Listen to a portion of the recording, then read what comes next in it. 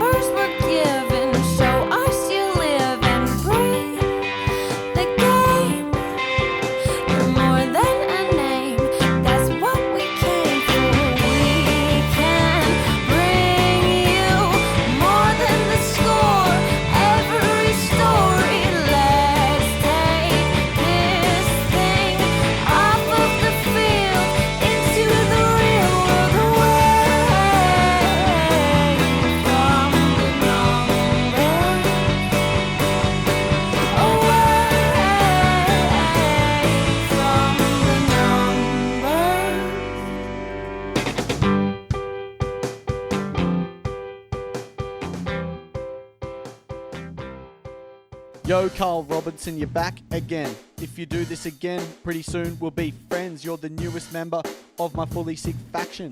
Got your rhymes locked, loaded, ready for action. That may be the last time we ever get to play that song. And a lot of folk will be glad. Yeah. Because it has generated the most hate of anything we've played, which is surprising considering some of the wavelengths that I've played over the years. Really? But The most folk hate? really hate that. We played it a lot a few years ago. Yeah. I don't know if they hate the song or if it's just because it's Carl Robinson. No, Folks seem to hate everything about Carl Robinson. This is when That's Carl not Robinson. true. This is when Carl Robinson was in good graces of most people. Oh, yes, Yeah. true. Anyway, an unusual way to start, but welcome everybody. You are listening to the AFTN Soccer Show on CITR Radio, 101.9 FM, broadcasting from the unceded Musqueam territory at the University of beautiful British Columbia. I am Michael McCall. I'm Steve Pander. And I'm Zachary Adam Eisenhower. And if you're listening to this show on the podcast, this will be episode 302. And I don't know if we're going to be able to fill 2 hours tonight because it's been the quietest Whitecaps week I can ever remember. We've never had trouble filling 2 hours. Didn't matter. True, even in the off-season. Nothing was going on. Yeah, even in the off-season we managed to overrun. I'm not quite sure how, but yeah. Busy week. It's a lot to talk about. Zach, you couldn't join us for our little midweek excursion in the car that we had. There was no room in the car. There was no room in the car. Bailey's dog hammock in the back takes up all that space, so we just couldn't fit you in. So we'll cover that in the first part. Just Carl Robinson's release from the club. That's the official term, release. He wasn't fired or let go. He was released, I believe. So we'll cover that because you've not had a chance to talk about that. We'll talk about possible replacements. I know a lot's been said. We've talked about it before as well. Just the future of the club. We'll pick over the bones of Zlatan's destruction of the Whitecaps in LA. Can we say it's the end of season show yet? Or I know I've been saying that every week since April. But it's getting closer. Yeah, the doomsday I clock think so. is It was ticking. even extra worse for me because I finally watched that second leg of the Voyagers Cup final. Oh, I found out we lost. that's a really bad week for you. It's horrendous. It's like triple the issues. Man. That was great. Triple the pain. Yeah, I'm glad you guys held off on the spoilers. All the Twitter people, nobody spoiled it for me. I was able to watch it, but I wish I didn't. Are you going to have to cancel your flights to Mexico? Yeah, I'm gonna Right, go now. okay. Did you get your? Did you see the post-match? The post-match Chat fun? with Russell Tybert. or in the dressing room. Apparently in the dressing room. Oh, yes. Oh yeah, I found out about that too. Okay. Anyway, let's kick things off.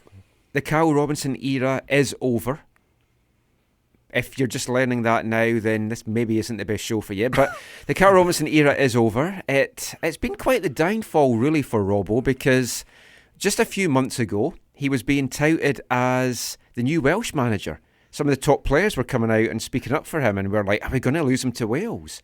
Then the Metro in New York ran a top 5 coaching candidates to take over from Jesse Marsh for the Red Bulls, and they had Robbo as number 1.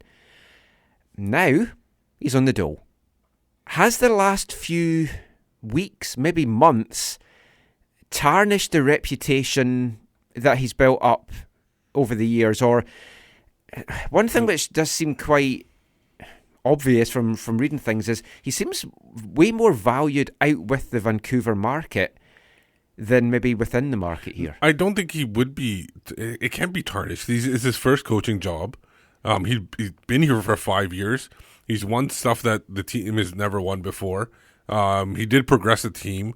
I know a lot of people say they don't have an identity, but I feel like he established something here that was sorely lacking from the previous coaching regimes. I think he did fine. Like, again, it's 5 years. What coaches last for 5 years unless your name is Ferguson or Wenger or whoever is out there in Europe? It doesn't happen that often. So I think he did well. I think he's no doubt going to get a good job. I think he might even why not go for an assistant job with a top manager, and then you can learn a little bit and then take a really good job. We'll look at his prospects in part 2, but I mean, Zach, I think do you think he has tarnished his brand? No. Words I hate. I would disagree with the word you use in terms of downfall, because again, I think that's being kind of myopic and looking at it from a Vancouver-only perspective. I think Steve kind of hit the nail on the head in terms of the many positives of his time here, and like we've spoken about on previous shows, whenever his time was going to end in Vancouver, he was never going to have a problem having opportunities elsewhere. No. Like we were talking about I think it was after the second or third season that we were thinking, how long is he going to stay here? He's going to move on from somewhere. So maybe even if he hadn't been released, he might have at the end of the year decided to go on, just move on at that time. I think it's very much 50-50 that he would have gone off. The other thing, when you go back and you listen to his own words from the very beginning of this, when he was hired as the manager, he said, my plan was to do about 7 years as an assistant coach. Yes. So that time has now basically come to an end. He's done 7 years and almost 7 full years in Vancouver. So I think he's had more experience than he thought he would in that 7 years. And I think as difficult as things are in the ending or in the last season or so, for some people, I think that he's even further ahead than where he kind of probably planned or thought he would be. Well, the decision was made on Monday. It was made by management. Official decision. Yeah, the official decision. Made by management. They then told ownership. So ownership weren't part of this procedure if you listen to some stuff that Bobby said during the week.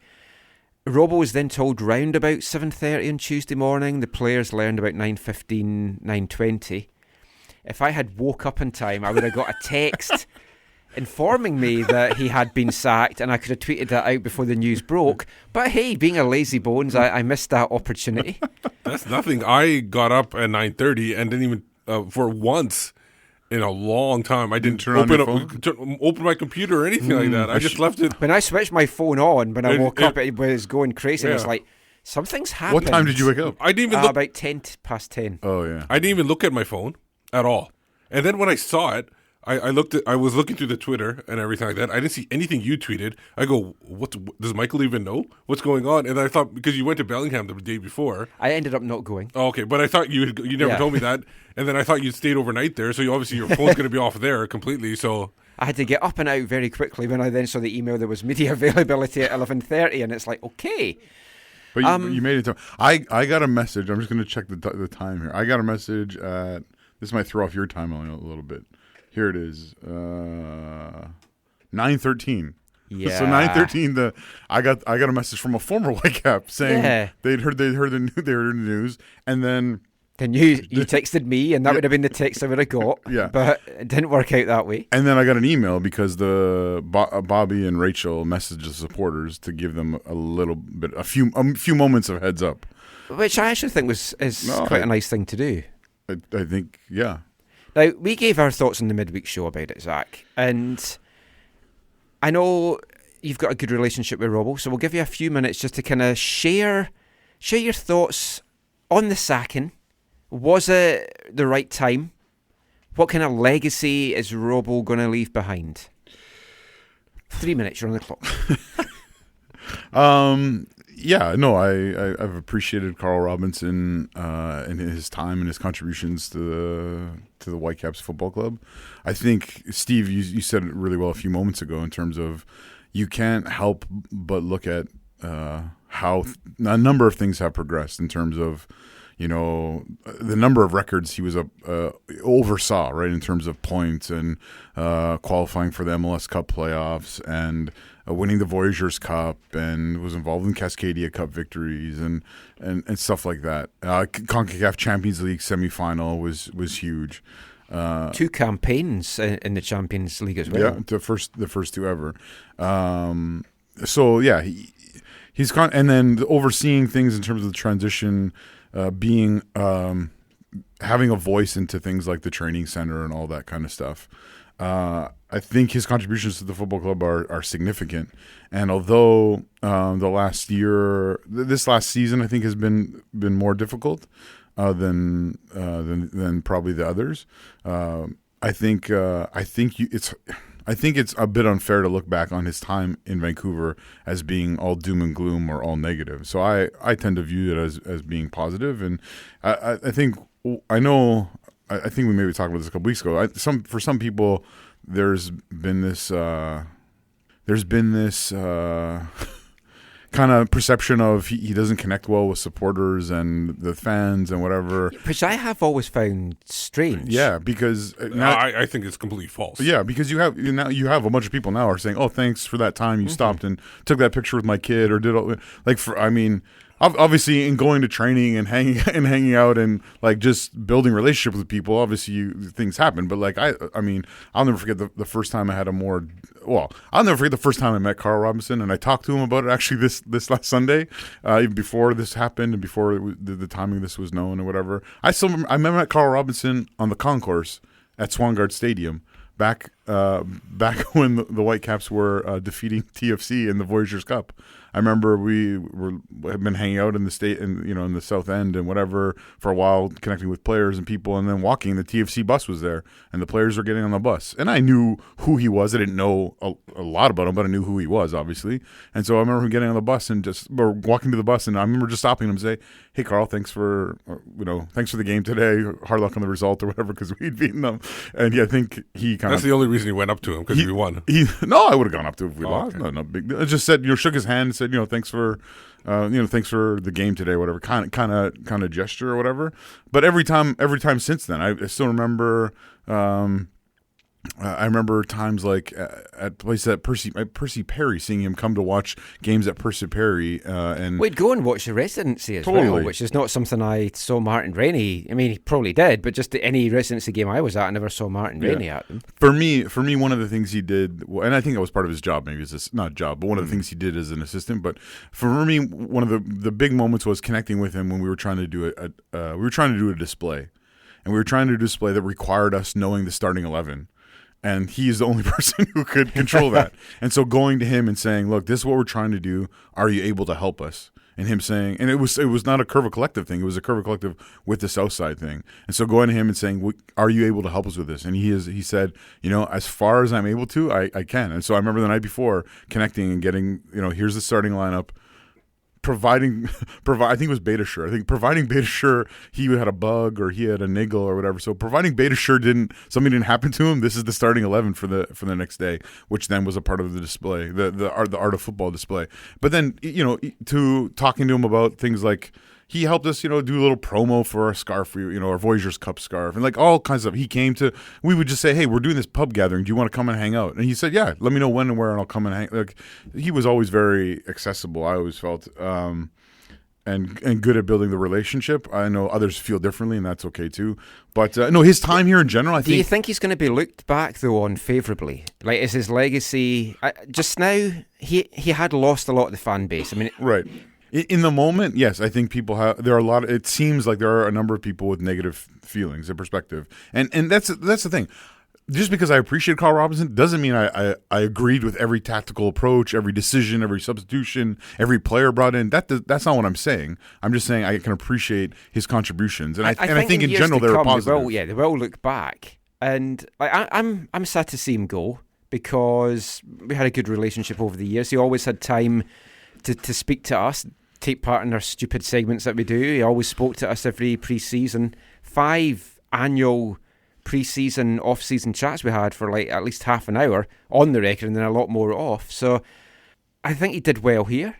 We'll talk about his prospects in the next part. I'm sad to see Gordon Forrest go as well. Yeah. Yep. He's Fife man, obviously, but I mean, that aside, he had done so much for the club, and the young guys that he's helped bring through speak so highly of him. And yeah, I was hoping he might hang on, but it makes sense that he had to go because you want a new... Do we know, was that more his decision? Did they say... Hey, I don't know. Yeah, but I don't know. No, but he was still signed for a couple of years. Yeah, too, it did sound though that it was going to just be a fresh... And I don't think he would have stayed anyway. I remember connecting with him when he was a residency guy and having some good conversations with him then. Other than, and I'm going to screw up his name again, Richard... Bruschlauten. Yeah. He helped me the first year when I started talking residency. I think we did that big. That was the first time we did residency week. But other than him, and it was only one time with him, Gordon Forrest over the years helped me so much understand how the technical and the residency worked and everything like that, how it all like grew together. So he was a big help. Yeah, it was a good link between the now academy, as it's branded, and the first team. So it's sad to see them go. Genuinely not sad to see Martin Pert and Stuart Kerr go. Martin Pert is...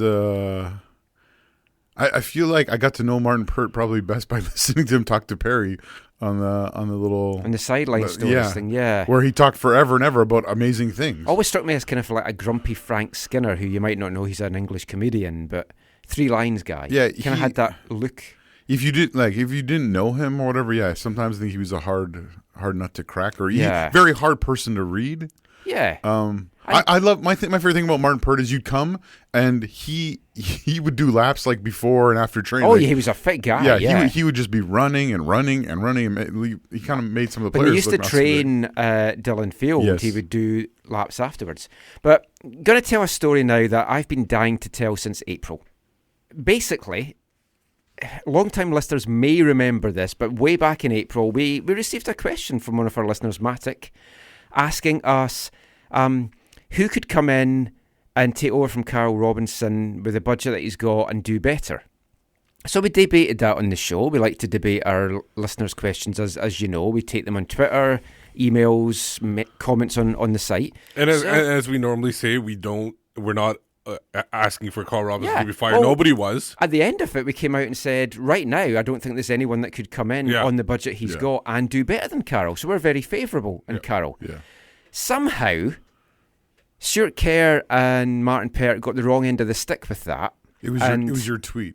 Yes. Yeah. They misunderstood the tweet because they didn't listen to the show. Yeah. So they thought we were calling for Robbo's head, told the rest of the management team, who were then very pissed off with us at AFTN. Martin Pert then had a go at me, or tried to have a go at me at training, and then I had to go back, pointing out, have you listened to it? No. Have you listened to it? No. Maybe you should listen to it then, Martin. So I have to say that our relationship, well, at least my relationship with the management team, was a bit strained after that for the rest of the year, but not Robbo, because we sat down and we had it out. Yeah. And credit to that. Pert and Kerr blanked me the rest of this season, just would not talk to me. And it's like... you speak the same language as Yeah, but that's how petty they are and how thin-skinned they are. These are guys that are over from the UK. If they were coaching in the UK, a mild little segment on a radio show which ultimately backs the management team, compared to the abuse that they would be getting over in the UK, these guys should never go back and manage in the UK because they're not going to be able to handle it. Yeah, I don't know. I just remember. I remember when this was all happening. I just remember. So I just went to Robbo and said, "Hey." Well, you had to play peacekeeper. Yeah, I was fuming. I just went to Robbo and just said, "Hey, I didn't say have you listened to it? I said, do you know the context? Because this was not." Yeah, and he didn't, because when I spoke to him as well, he didn't. No, he didn't. So I tried to I said, "Hey, can I just explain the context to you?" Because. Yeah, it was engaging with what people were talking about in response to the show. And they must have known as well that people were talking about that. And it's like, this was back in April. And that's why it got under their skin. Yeah, possibly. I mean, just a quick question. The timing now, I mean, it does seem a little bit weird, but it does make sense because it gives them way more time to plan for next season. We talked about it in the last couple of shows, even last week's show. I was concerned that having a lame duck manager for the rest of the season prevents making player decisions, maybe getting the coach you want, etc., etc. But should he have gone, we talked about him possibly going April or May. If there was going to be a coaching change, was that the time to make it? To try and save the season? I know hindsight's a great thing, but I don't know who you would have brought in. Yeah, that would be the thing. To do it, and then were you going to commit to that person long term? I honestly don't think, and no offense to him, I don't think if you brought in Craig Dalrymple at that time, I don't think he would have made a difference at all. No, not at all. So you would have had to make some major change, and then on top of that, you would have had to give the coach a budget to make some changes in the transfer window. Yeah. And I don't think they were willing to do that. That's why there's no point bringing it. Well, see, that was my thinking about doing it earlier, because he would have then had whoever was there would have had a budget in the summer transfer window. And we kind of speculated, have they not given Robbo a budget because they know he's going to be out and they want the new guy to spend money, so they don't want Robbo bringing in players? That's definitely part of their plan. Yeah, absolutely part. But the problem was, this goes back to the last year's offseason when the money that they were spending, the 1.78-ish that they were spending on the Colombian Freddie Montero. Yeah. Oh, he said the name. Well, he's not here anymore. He's had some difficult things in his life. I wish he was. Imagine him and Kamara up front. But the money they were spending on Freddie Montero, basically, it was decided that it needed to be spread over like 3 or 4 players, right? Yep. And so probably got Effie Juarez. Yeah, I think so. And so I think the April doesn't really work because there were so many more moving parts that it would be, I think, even if there was thoughts of that in April of on the management side, I think they were probably would have said, look, we brought in we made the biggest, I think the most amount of changes to our roster in the MLS era, so we need to give them time to gel, to work this out.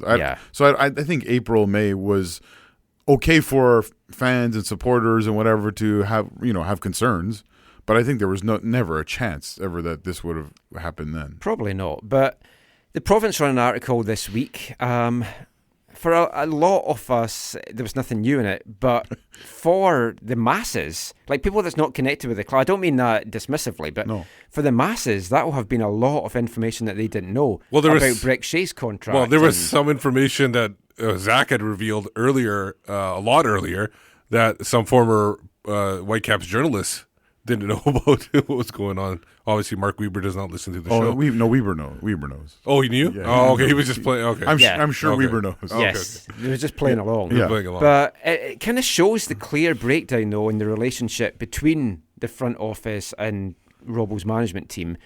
Bobby said on Tuesday that nothing had been done yet to get a replacement because they already had a manager in place. Now, I don't want to call Bobby a liar. I think he picked his words carefully, but there was clearly, like, just before you say something, a friend of mine actually got one of these phone calls from the ticket folk, right, telling them, because we'd heard all the rumours that they were being told that, there's going to be a new set of players and a new coach. Well, my friend got that call. Yeah.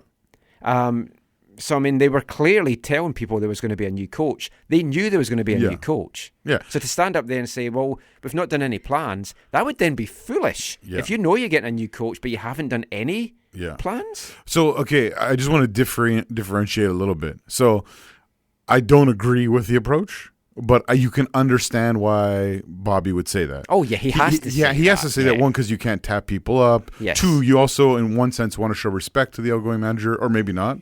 But it's one of those things. It's like when they got asked, are you guys trying to sell the club previously? Yes. And we've heard for sure they were. Mm-hmm. For sure. But you can't, when you're trying to sell something, you can't tell the world we're trying to sell this thing, because then you devalue it. Yes. So you have to say, no, it's going to our kids and our Yeah. grandkids. Whatever. No, we're not selling Alphonso Davies. What I had bigger problems. Yeah, he's going to our grandkids. What I had bigger problems with in that interview on Tuesday, or that Bobby said, later in the interview with Sportsnet, which I know you can get to in a moment, Yeah. but was so those things you can understand in one sense. But on the other thing you can understand is when he basically said, "Oh, Robbo knew all the clauses." Basically, he said Robbo knew the clauses in Brek Shea's contract. He knew what was going to happen if this happened. That he was totally misrepresenting the truth, and he was totally I do trying. blame both folk though, because the management and the front office should know inside and out that whole thing about Brek Shea. Right, but there's a person who's responsible for the contracts, Yes. and they're responsible to tell the manager what's going on, so they know, so they can play them as much as they want or whatever. We're going to talk about Yeah. him in part 2 because Yeah, we've got an sorry. interesting tweet I want to cover. But so there's some things there where, they're obviously not speaking Yeah. the fullness But of the truth. Bobby's Sportsnet interview was interesting in a number of things. We won't go into what. Well, what the he TSN talked, the but- TSN one was like a softball interview. Yes. Big time. It was better than they normally do. Yeah. Yeah, but it was still Sportsnet softball. grilled him. Yeah. He didn't say much in reply. Well, but they got a lot of questions from Yes. elicited some Yeah. questions. Well, too. when they actually said, how do you still have a job? How do you still have Yeah. a job? It was like, Well, Jay Janowar basically asked in the scrum, was the wrong person sacked? Or folk are saying it was the wrong person sacked.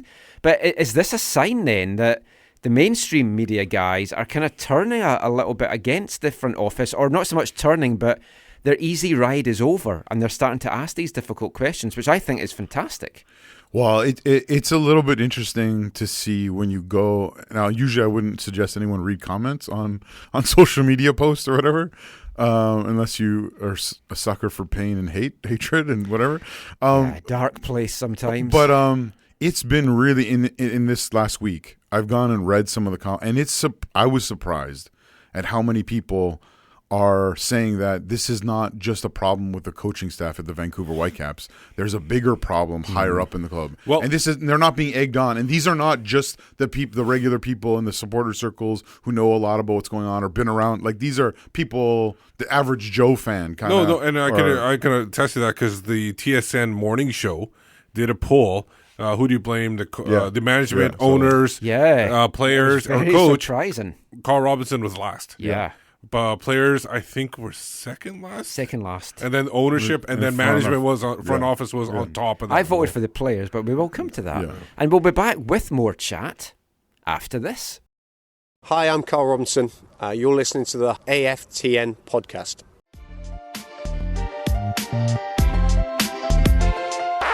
So here we go, I wanna tell you a story, a few facts about a former glory. It's men of mine that I knew for ages, and how things change in a series of stages. It all started years ago, let me some facts until later, bro. Okay, I can go with the vibe, for everyone I smoke, she'd take another 5. I let it pass, cause I ain't bitter, besides smoking less made me feel fitter. So this deal went on for time, annoying yes, but hardly a crime. My mate Cal, he's a bit weird, lent him 20 quid, then he disappeared. He's the type that you can't forget, I wish we'd never met. Cal always lies, never does what he says, we all thought it was just a phase. Never had a job, no one's headhunting, asking for money, he thinks you're fronting. Quick as a flash, he's at the back door, almost getting back and he's borrowing more. Constantly red-handed, got his own mandate, always smiling so you know he's your mate. Goldie looking chain there with my mate Carol. Just to stress, not about Carol Robinson. No, he just because it's Carl was in the name of the title. I couldn't that find you another decided- song with Carol in it. I knew they had one. I may have been holding on to this for months to play, but yes, That was awful, Michael. it's not about Robbo.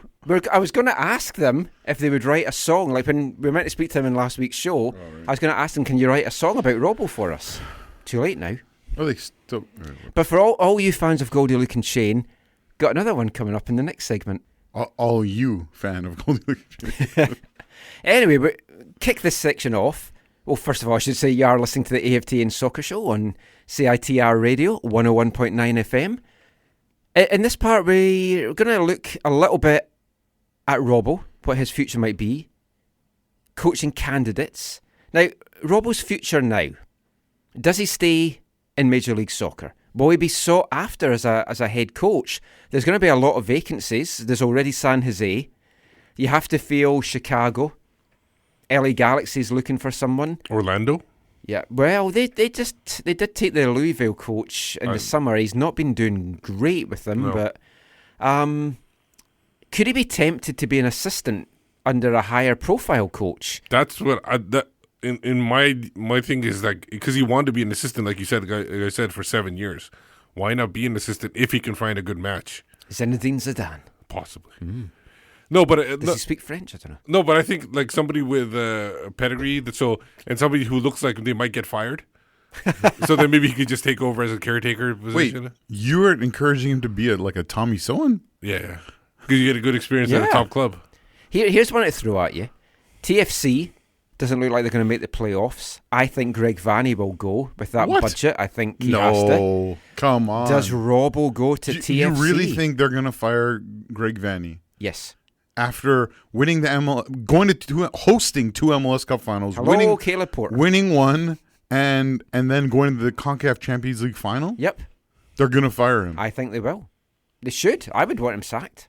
No, I don't think You're joking. I don't think they'll fire The him. Greg father? No. No, I don't think they'll fire him. No. Well, say they did. Would Robbo go there? Rub it into the Whitecaps, return home, the team that brought him over to MLS. Possible. You have to feel that his Toronto media mates would be speaking very highly in their sycophantic way that they've been doing, talking him up big. You don't think he would go to TFC? I think he would in a second. Actually, I didn't read the Christian Jack article, but the comparison of wins and losses and draws to other coaches who've been doing it for the same time is very interesting. When he's behind Peter Vermees by less than 3 points a season, basically. It's kind of interesting. Do you think he will want to rush back into management?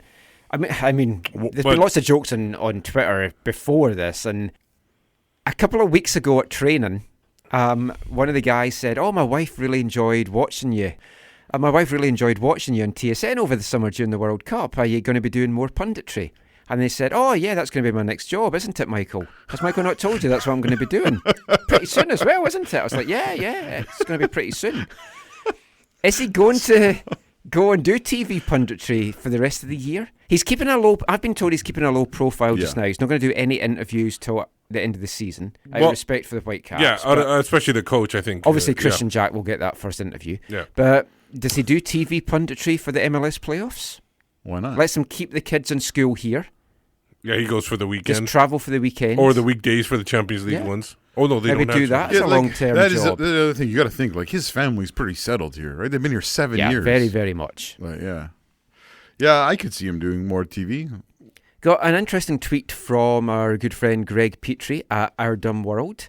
He said, "I think all managers make mistakes that they're unable to correct while in the current job, but smart managers take the time off to reflect on it. I'm sure Robinson will emerge from his time here as a stronger manager at his next position, and I think he will. I think he will look back at what he did here. Wherever he goes next, you have to think he is going to have a better budget as well. He has made a lot of contacts. No matter where he goes, there's going to be certain players, Martin Rennie-esque, that he might want to bring with him. Yeah. So everybody has that their sense. favorites and stuff like that. Just before we get on to who might be the new coach, do we think that we might see any more changes this off-season at the front office? Does Greg Anderson stay in his job? Do we maybe bring in a technical director? There's been some murmurs in the BC soccer community that people are thinking Bobby might even retire soon. He's 63 just now. Is this take the piss for him or No. something? Oh. Surprisingly, he hasn't made it onto that. But yeah, Bobby, he's been getting a lot of attacks from various people. Might he just think, you know what, screw this, I'm just going to enjoy my retirement. 40th anniversary of the soccer ball would be a great season to bow out. So do one more year and then bow out, or bow out? Maybe even during it. Man. I think his birthday's in May, 64. He could be like that Buffalo Bills player who quit at halftime. I don't see that. I don't see that happening because the way they've set up the structure of everything, lots would crumble. I mean, I think it would be best for the Whitecaps, and other people who know the inner workings better have been saying this for years now, that it would be better for a different type of leadership and vision within the organization. I've even heard other people talk about that now publicly, and so I would be surprised if that happened, but I think it would ultimately be the best. And again, that's nothing personal. Like some people, I think sometimes they hear me say things negative, and I don't have any ill will against Bobby as a person. I just don't think he is the best person to be running the Vancouver Whitecaps at this time. But I also don't think he runs the Vancouver Whitecaps. And I know we've been through all this. We won't rehash it. My issue is that I think there should be some changes at the top because, and I'm not even talking about Bobby, I'm talking about other people too. Because you got a team or a club that attracts on a really good day 22,000 sold tickets, or whether the people show up or not, I don't know, but the people bought tickets. You can't tell me that if you're selling out the seats 22,000, once in a while during the midweek you'll get a 15,000, 16,000, but mostly 20 to 22,000. You can't spend more money. You can't bring in more sponsorship money. There is an issue at the top where they're not taking advantage of what the crowd is there. So I think if it's ownership, one of the top crowds in MLS. Yeah, if ownership is looking at this and saying, why can't we spend more money, because we are bringing all this money through ticket sales?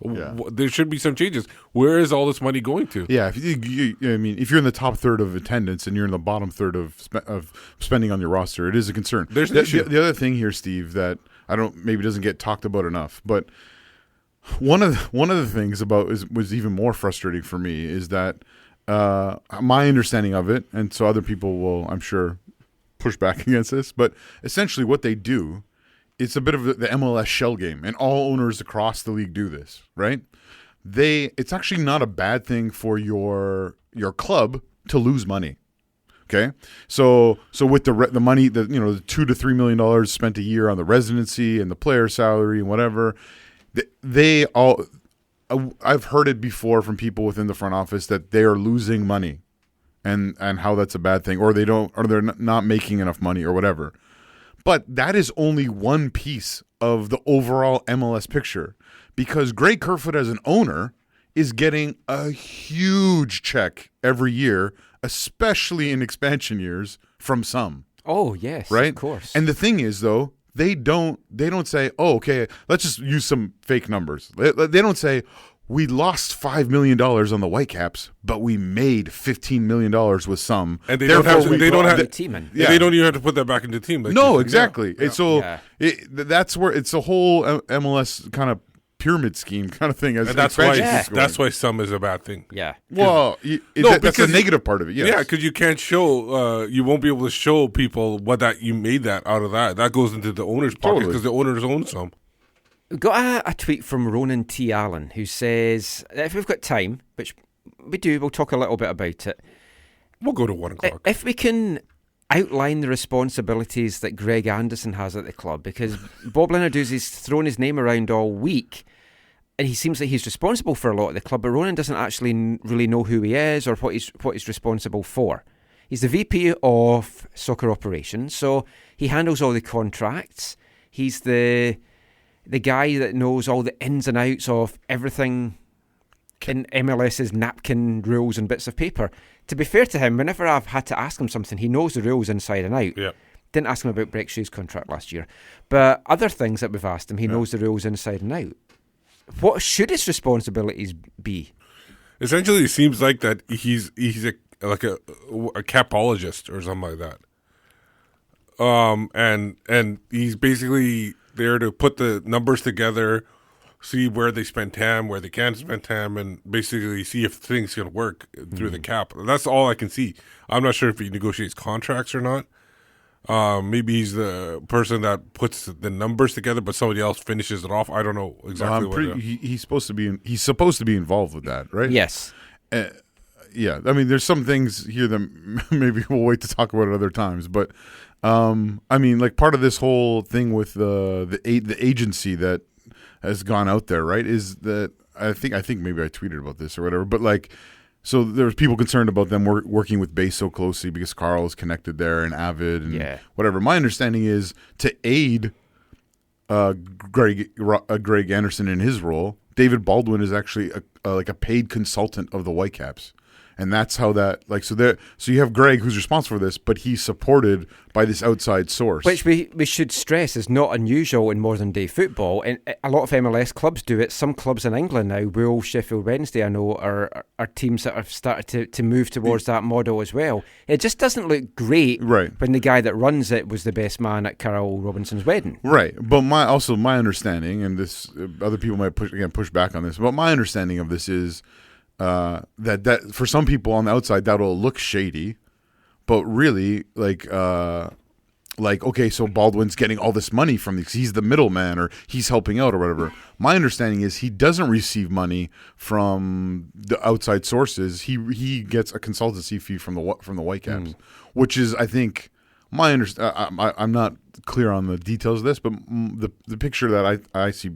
I sort of see on this is that's more of like based on the player, right? It's more like you are a consultant, we pay you to be our consultant kind of thing. So it's not. I understand it to be not as shady as some people are trying to make it out to be. So a new coach is obviously coming in. I don't want to see a rushed decision on this. They might end up having to make one if they're forced to get the guy that they want. They've said it's going to be a global search. Now, are they just saying that? Is it going to just be the usual suspects? We'll look over a few. I don't think they're going to be like they're going to be looking. I think by global search they're saying that the people are going to be sending in their resumes from all over the world, and then they'll identify who's the best. Jose candidates. Mourinho might not be here for much longer. So where's he going? Is he dying? Here? Oh, he's coming. He said he might not be here for much longer. Oh, that'd be horrendous if he brought him here. I love him. That's never. It'd be great to chat to him. You never had a chance getting Zizou. Respect. 3-2. Do we need to look out with the incest that is in MLS, where it's the same names that's always mentioned? And I thought you were going to talk to the Whitecaps. Getting the jobs, and we need some maybe fresh ideas and fresh blood. A lot of the clubs that's done well of late, Atlanta as a great example this year, you're bringing in somebody new to the league. Is MLS really that hard a league for foreign coaches to come into anymore?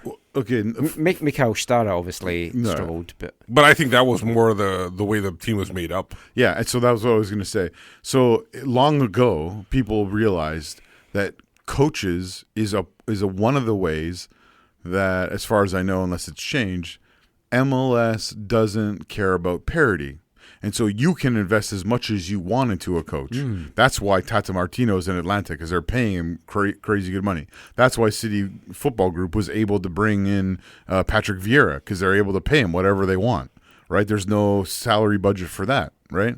So in theory, yes, you could bring in a difference maker as a coach if you're willing to pay for it.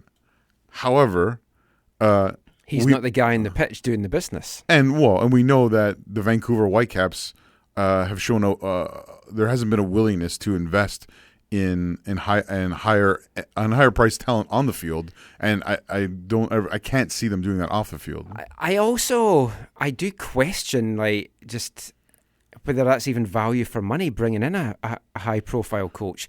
Ask Atlanta, ask New York City FC.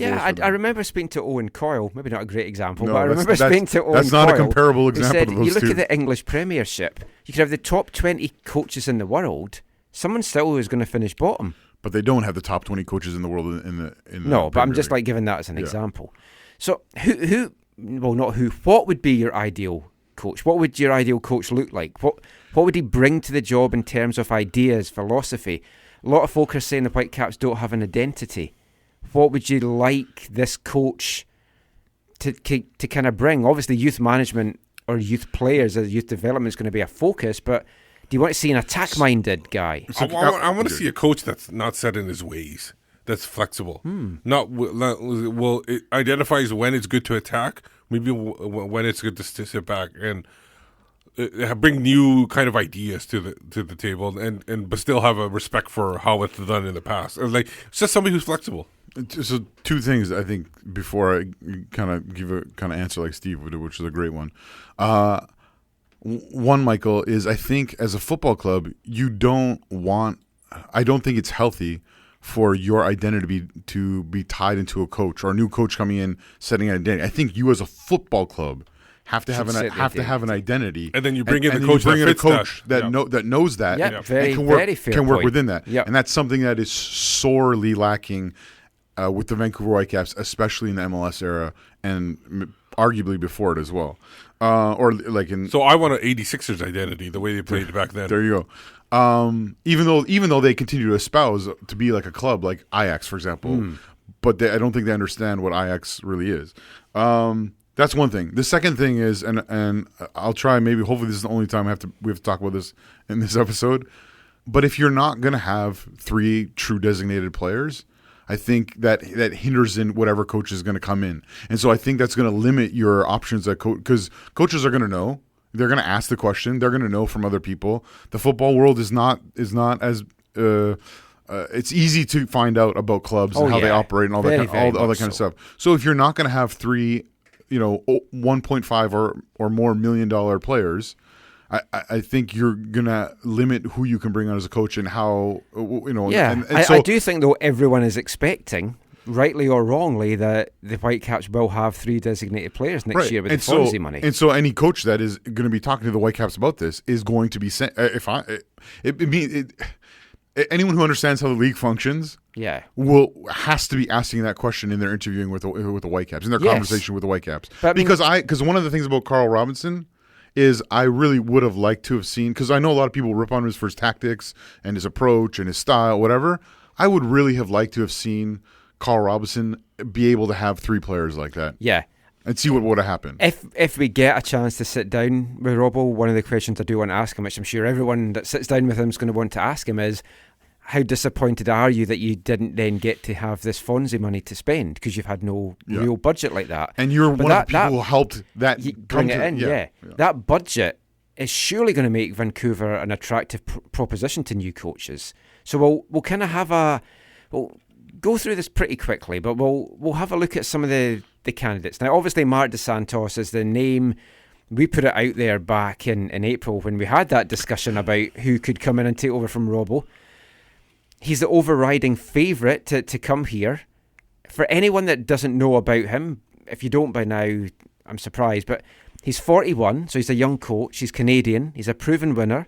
He won a USL Championship in 2009 with Montreal, 2015 NASL Coach of the Year and Soccer Bowl runner-up with Ottawa, 2016 USL Western Conference champs and overall runners-up in the USL Championship with Swope Park Rangers, 2017 NASL champion with San Francisco Deltas in their one and only year. He speaks 4 languages. He's worked at Chelsea. He's worked at Porto. He's got MLS experience under Peter Vermees in Kansas City. He's now the assistant under Bob Bradley at LAFC, who's having an excellent season.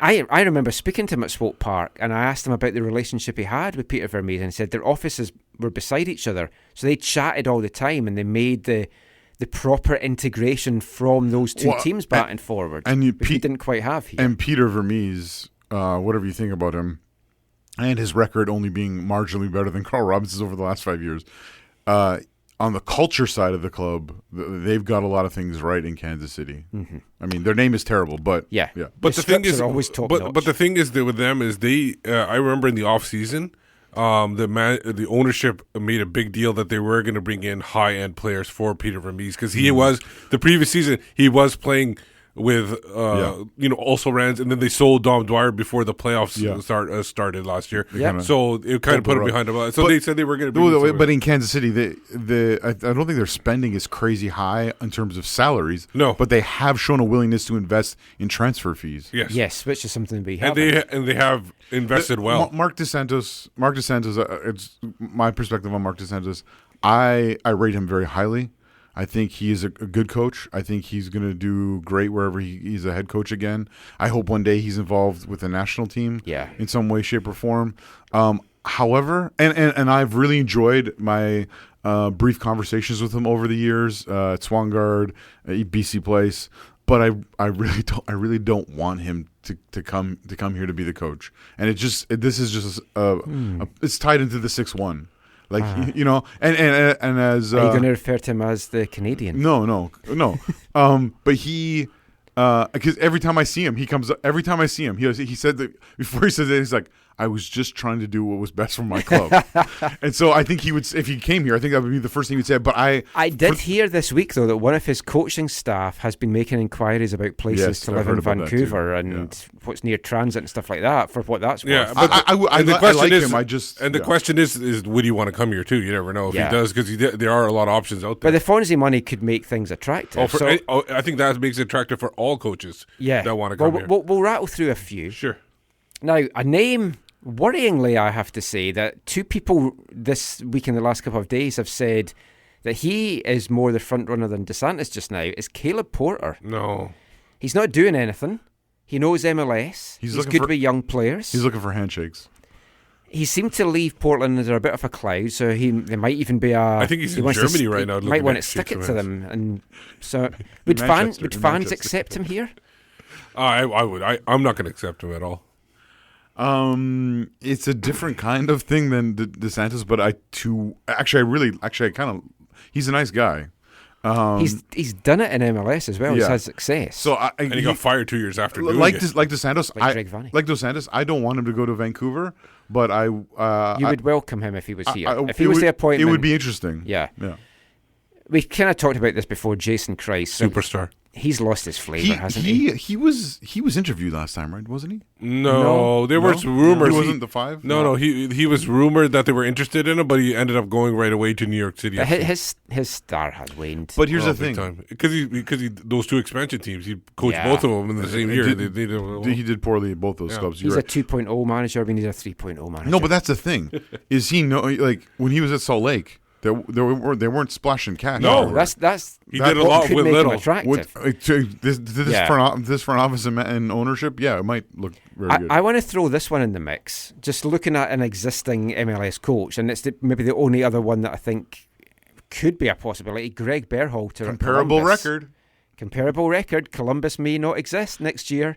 He might not want to go to Austin, or they might want a fresh start. Who wouldn't want to go to Austin? Might want a new challenge. Austin's a nice city. He's sporting director, though, as well as head coach. He's been there the month before Robbo, November 2013. I don't think Kai would maybe be too happy to see him come here. That would be awkward, Yeah, so we might lose Kai, but... What do you think, to bring Iguain too, then? Oh, maybe. No, they're not bringing Iguain. If you look around USL, because that's kind of seen as maybe a potential breeding ground for coaches. There's Martin Rennie at Indy 11. I hear he's an up-and-coming young coach. Bob Lilly from Pittsburgh Riverhounds. They're doing well this year. You left off Koch, even though we know what he's doing. Yeah, he's not going to come here. No. Former Colorado Rapids boss Gary Smith is with Nashville. He was interviewed before. We don't have to talk about it anymore. He's staying with Nashville. Yeah. They're going to bring him up with him. Yeah, I would think so. John Hackworth, he's got MLS experience. No. With Louisville. No. Not doing very well with them either. Look at some of the names then that's linked with San Jose apart from Dos Santos. You've got Guillermo Barros Skeletto. Steve, is that you? Ajax and Dortmund boss Peter Bosch. I hope he doesn't go. I think wage demands for both those guys is probably going to be too high anyway. Peter Bosch's time at Dortmund was bad. Yeah, he hasn't won anything and he hasn't coached since December last year. But then Marvin Emnes hasn't played since December last year and we took him. Now, I'm intrigued by Stanford's Jeremy Gunn. Yeah, I don't think he's going to come here either. I think if he goes anywhere, he goes to San Jose. Probably, but I'd like him. He's kind of for all these names, he's like my second favourite choice after Dos Santos. He's Stanford's coach. He's won the College Cup 3 years in a row with Stanford, and that's rare to have that level of success with an ever-changing team. Can you see a guy, though, who runs a program like Stanford, which is, from my understanding, one of, if not the best in the United pinnacle. States? Yeah.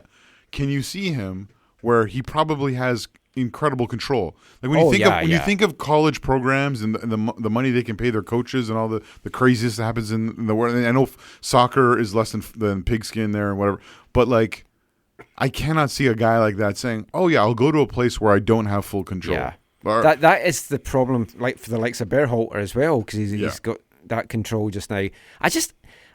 I wouldn't be averse to looking at a top coach from the college ranks because they are good and they always deal with young players. And it would fit the ownership, the football committee and ownership's MO. Bring in someone with little MLS experience who, if they do well, you look great. If they do bad, then you move on to the next one. I mean, it could be a left field, someone out of the left field manager. It could be someone from the UK. I think we might finish with our UK experiment. I think they might be avoiding UK folk for a while. Maybe someone from South America if we are still going to try and go to that South American well. But just before we wrap this segment up, quick yes or no, do you think we see an appointment before the end of the current season? So basically in October. Or is it going to be in our off-season? I think it's by the end of November. It'll be when the Galaxy get eliminated. Oh, sorry, LAFC get eliminated. Can we make proper decisions, though, about the squad without this coach? Because we might want to release somebody like, say, Felipe, and he's like, no, I want Felipe to be that's part right. of the future. I think they will have something ready to go. I think they will get permission to talk to Dos Santos. And if he says no or yes or whatever, if he says yes, I think he can still manage, give an idea of who he wants to keep and who he doesn't, and still be able to. I think Bob Bradley definitely. Bob Bradley will let him do that if that's the case. Yeah, that wouldn't be an issue at all. Yeah, no, I think it'll. That's why I said November, because it's before the. Sorry, I think it's in November when they begin to do the taking the options. Yeah, not taking so they the have a options. bit of time. Yeah. Anyway, that's all the chat about that I think we're going to have for tonight's show. We're going to be back in part 3 by looking at the other big thing that's happened this week. The Whitecaps played a match, and we'll be back to talk about that after this. Hello, it's Kai Kamara, and you're listening to the AFTN Soccer Show. I've been going golfing nuts. Let's all go to the Ryder Cup. I went down cash converters for the second-hand goods. Cause if I try hard enough, I'll be the next Tiger Woods. This goes out to Jimmy Talbot, Bobby Locke and the greats. I really wish Ian Woozenden was one of my mates. I got my dad's Pringle jumper, so that's a start. I just need a 9-iron and a fat golf cart. I'm good with the ladies, I can chat them up. I want a Ryder Cup. Goldie looking chain, the Ryder Cup song from 2010. I was glued to the TV the last 3 days. I love the Ryder Cup. Steve, is that 2 inappropriate songs in a row? No, was It's not it? inappropriate. It was just Ryder Cup. No, that was a fantastic song. I love that song because I was watching the Ryder Cup too. Because I always like seeing America lose. Yes. Wait, what about you? There's no wrestling for you guys to watch this weekend? Oh yeah.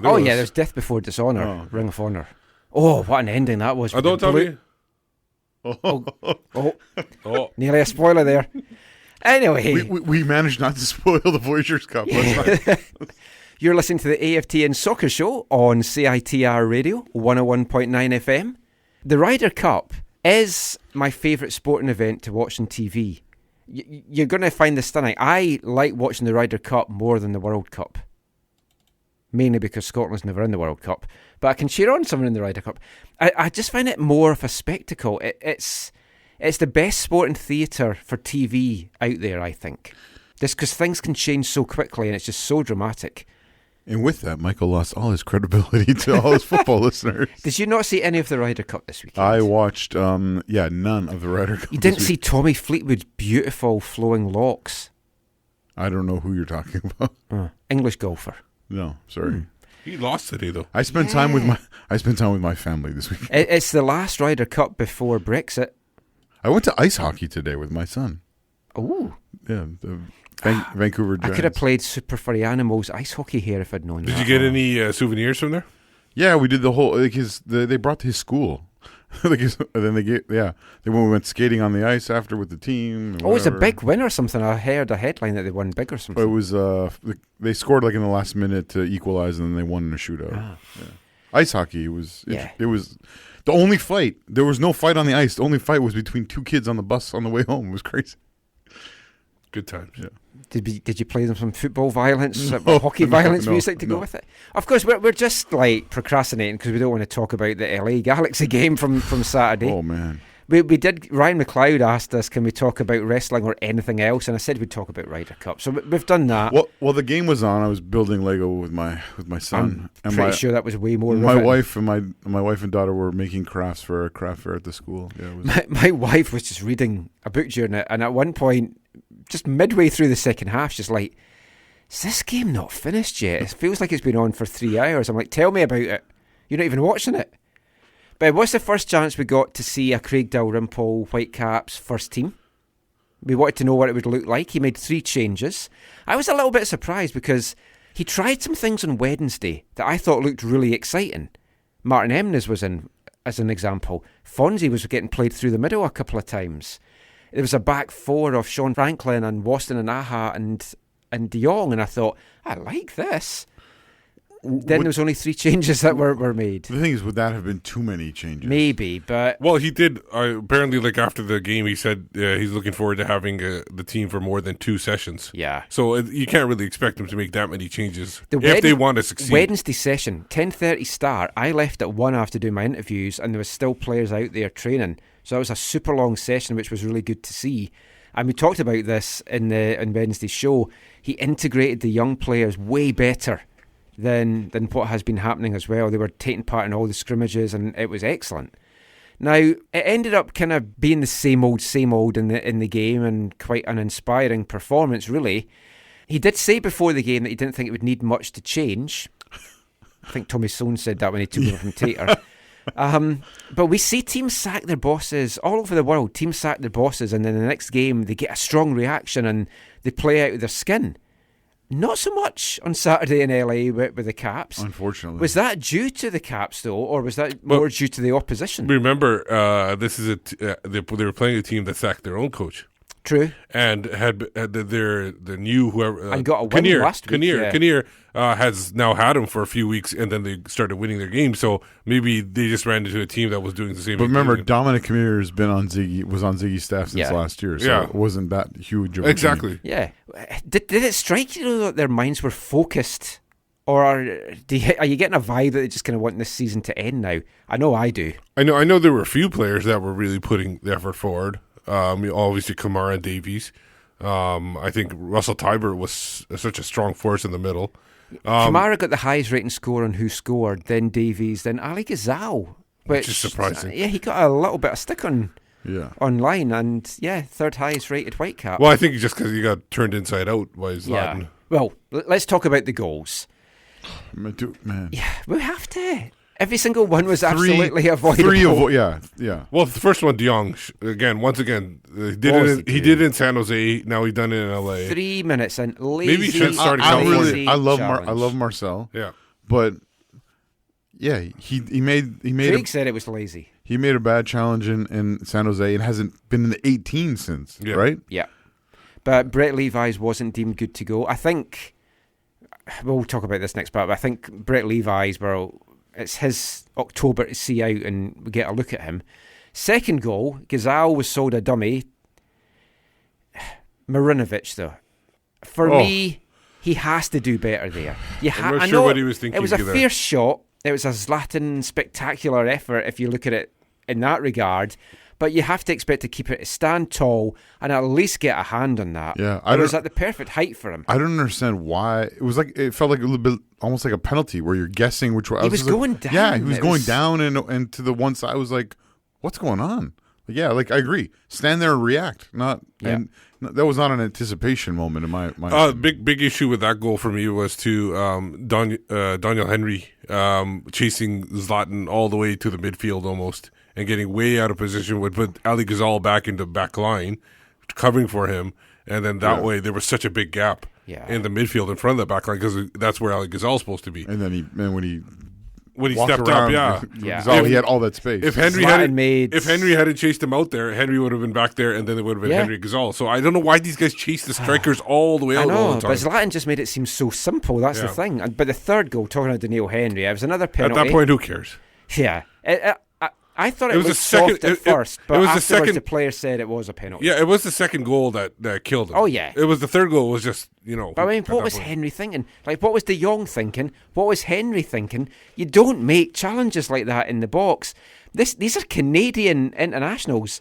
This is half of the Canadians' backline, you can argue. Okay, but I don't think the one problem with Canada right now, we have a plethora of attacking options. And defense. And we've got the Whitecaps defense. The defense is lacking. Questionable. But the thing about me for this was, why? Yes. Why did Zlatan not take this penalty? I know. I wonder if they have a rule. Like Arsene Wenger used to have a rule where if you're fouled for it, you're not allowed to take it. So even if it was Thierry Henry and he was in the scoring race, he gets fouled, you don't get to take it because it's the kind of like you're too emotional, you're too like whatever. I wonder if Kai was going, "What are you doing, man? I would have taken that penalty." But yeah, I mean, Romain Alessandrini, beautiful penalty. I mean, that was a textbook penalty. Somebody was mentioning on the post game, I can't remember which one of them said it, but they said that the reason why Romain took it was because he was on a goal bonus for 10.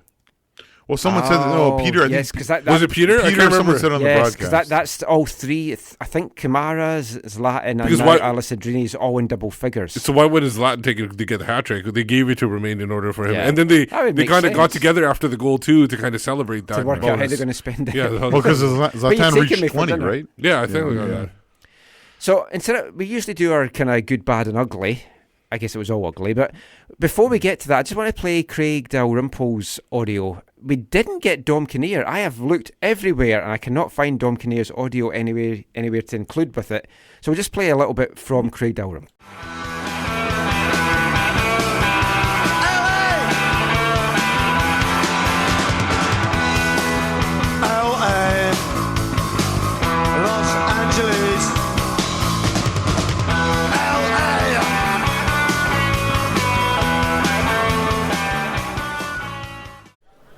Not an easy week for the team, but the challenge was there ahead of them in terms of getting themselves back on track and focused on the task at hand. And to be honest, they had every reason to lie down tonight and lie down and give in, especially after conceding two minutes in with a penalty, which it was a penalty. It was a unfortunate lazy challenge in the box, and then there was a reason there. We're thinking, okay, they're going to lay down or they're going to fight, and they fought. And I think from 15 minutes on, we were in the game.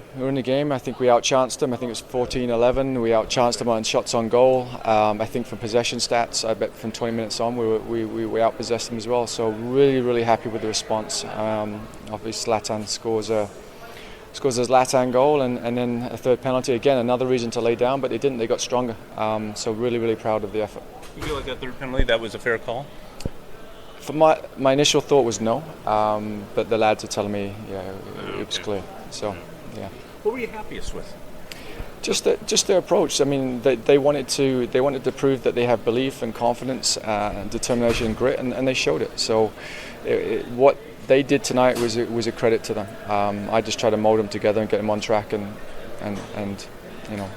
so I'm pleased for the boys. Mathematically, you're still alive, but in reality, it looks like a really tough road. It is a tough road, but we'll put 4 strong performances, and I can guarantee that. They want to do it, they're committed to that, and we'll count the points at the end of the season and see where we're at. Rooting for one team or another in certain games? Yeah, it'd be nice to get some results go our way, of course, but we need it. But again, we'll put 4 strong performances in, we'll see where we are at the end. What is the biggest challenge this week, but now after the result, the weeks coming, in terms of preparing the team? Is more mental, is more motivational than any other thing? Yeah, at the end of every season is always about the character of a group. All the work is done early in the season. My job is just to continue to steer them in the right direction, but they're leading the charge. They're still fighting that locker room, and you'll see that next week against TFC. You see the job that you need to do. How much of it is getting this team, seeing if you can get to the playoffs, and how much of it is presiding over a transition in this club as you look towards next year? My job is to ensure that those players have a good environment to work every day and make sure that they're focused on the task at hand. That's my job, and right now it's easy because they're responding really well. He's the gaffer. You can't try it on with him. He's the gaffer. Even when he's on a limb. He's the gaffer. When his back's against the wall, has the answer to it all. He's the gaffer. The gaffer there. He doesn't like the word gaffer, but we're not changing the song. No, we've got the song. It's like he has to put up with it for 5 days. We spent a lot of money on those rights with the song. Yeah. Weren't you saying that you maybe thought maybe the song was a bit of a problem or something the other day? No, he doesn't like the term gaffer, yeah. Oh. Har asked him a question and said something about gaffer, and then he said, first of all, I don't like the term gaffer. That was cut out of the scrum. You never got to see that. But what's wrong with the term gaffer? I like it. Anyway, let's get back to talking about this. I mean, Dalrymple's comments there, he was talking about good response from the team, and did he watch the game? He does know we lost. It was like an oral version of Stuart Kerr's tweets. It was a strange. I know he probably didn't want to badmouth them and lose them right away, but yeah, you gotta. I think he played like he did admit that Marcel de Jong's challenge was lazy. And he said the same about Daniels. Yeah. Didn't he? Yeah. So he's not like he's like mincing words, but he's not. Why does he hate Canadian? He's not going to throw the whole team under the bus no. at this point. I mean, it was good though as well because it was good rewards. I don't know if you saw on Instagram, a few of the players got to enjoy LA today, and Jordan Much was in Malibu. I mean, it's good to reward the team. And let them get out. People were at like where was it? Baseball or what was it? Someone was at a stadium. I can't remember what it was for. Grass baseball. So that was good. Well, you call it ice hockey, so as much as you like putting the whatever we play on. The Skydome is turf baseball. There you go. If we start to look at the good, the bad, and the ugly, one good thing, we did outshoot LA 14-11. That's the stronger part, I guess. Yeah. The shots were not great. Was there anything else? Was it on target shots or just shots? No, that was just shots. Any other good things that you can take from that? The fact that there's just 4 games left, that's kind of a good thing. I think Mark Weber said it was going to be 4-0. So I said 3-0 in the preview that I did for a you must feel good about yourself. You must have slept well last night. night. When Daniil committed that penalty, I was like, get in there, son. Well done, man. So the bad. All year it's been Robbo in the front office that get all the blame for what's been happening. I've talked for months that the players need more blame than they've been getting. Robbo obviously liked to defend the players. Is it the game plan? Is it them? The manager can only put the team in the pitch, and then it's up to them. And frankly, they've failed the club this year. No, or at least a lot of them have. I think a lot of blame has to go to the players. But again, going back to Bobby's comments earlier this week, the scapegoat that is... to place all the blame for that is Robbo was the one who brought in the players, right? Yeah, so, but he can't go on the pitch and do the business. No, so it's the players deserve a lot more blame than they're getting. Another bad aspect, LA, they had their 11 shots. Only 3 shots were on target. How many goals did they get? So 2 of them were penalties. Yeah, still. Yeah. Stefan Marinovic and he guessed didn't have a right. save to make. He guessed right on the Zlatan one. Yes. And he just couldn't get his full hand on it. But no save not strong registered. Enough hands. That's just not acceptable. Not a strong hand at all on anything. This was a game for the taking, it feels, when you look at that. So it was another wasted opportunity. Ugly side. Is there any hope for this defence that a complete blowing up of it is going to change? I genuinely don't see keeping the bulk of this defence together next year and us somehow turning this around and becoming miraculous defenders. No, they got to make some changes. They need to, and again, I won't blame it all on the back line. I don't think they get the boogie? I don't think they get enough support from the guys in front of them. Like if you get the holding midfielders doing their job, the wingers doing their job, and if you get them like possessing the ball more and moving it around and everything like that, you'll get a better result on the back end as well. 3 more points dropped. Caps in 8th still. LA moving ahead of them and increasing their lead. There was an absolutely massive point for Real Salt Lake today in Kansas City.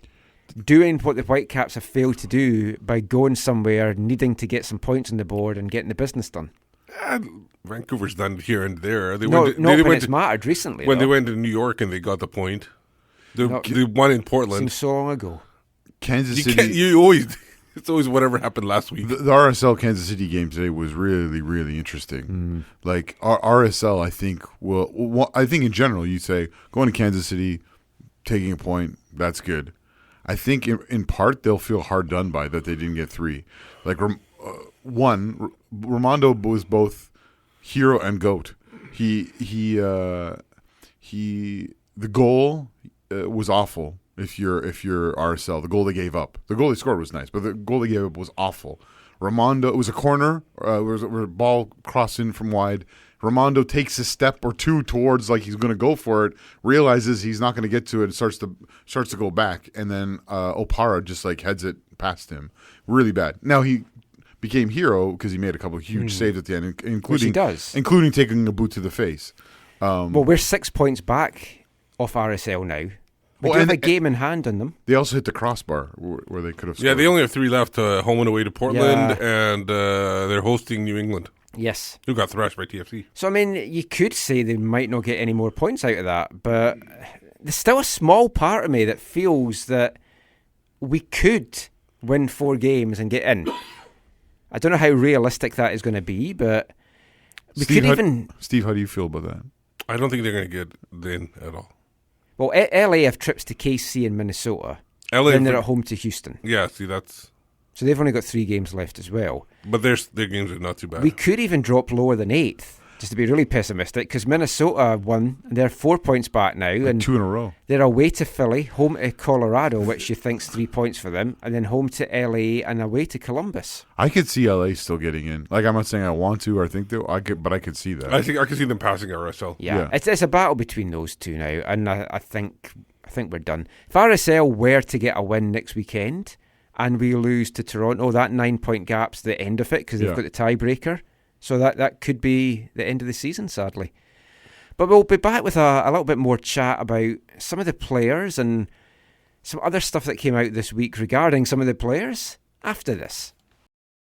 Hi, my name is Alec Gazal. I am listening to AFTN show.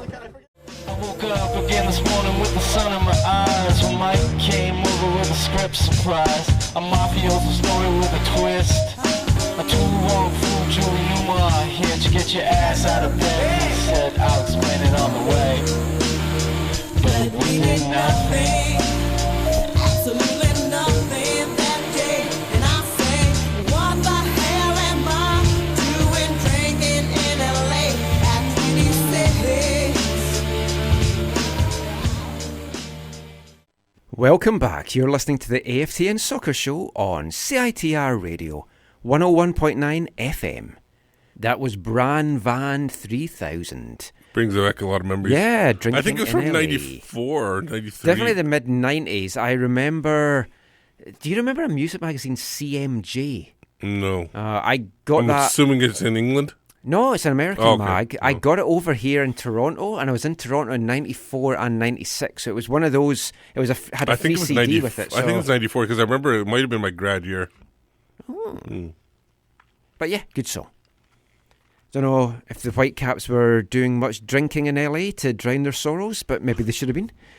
These players, they're now playing for their contracts. Did you get that impression? Because it didn't strike me that they were. Some did, not very many.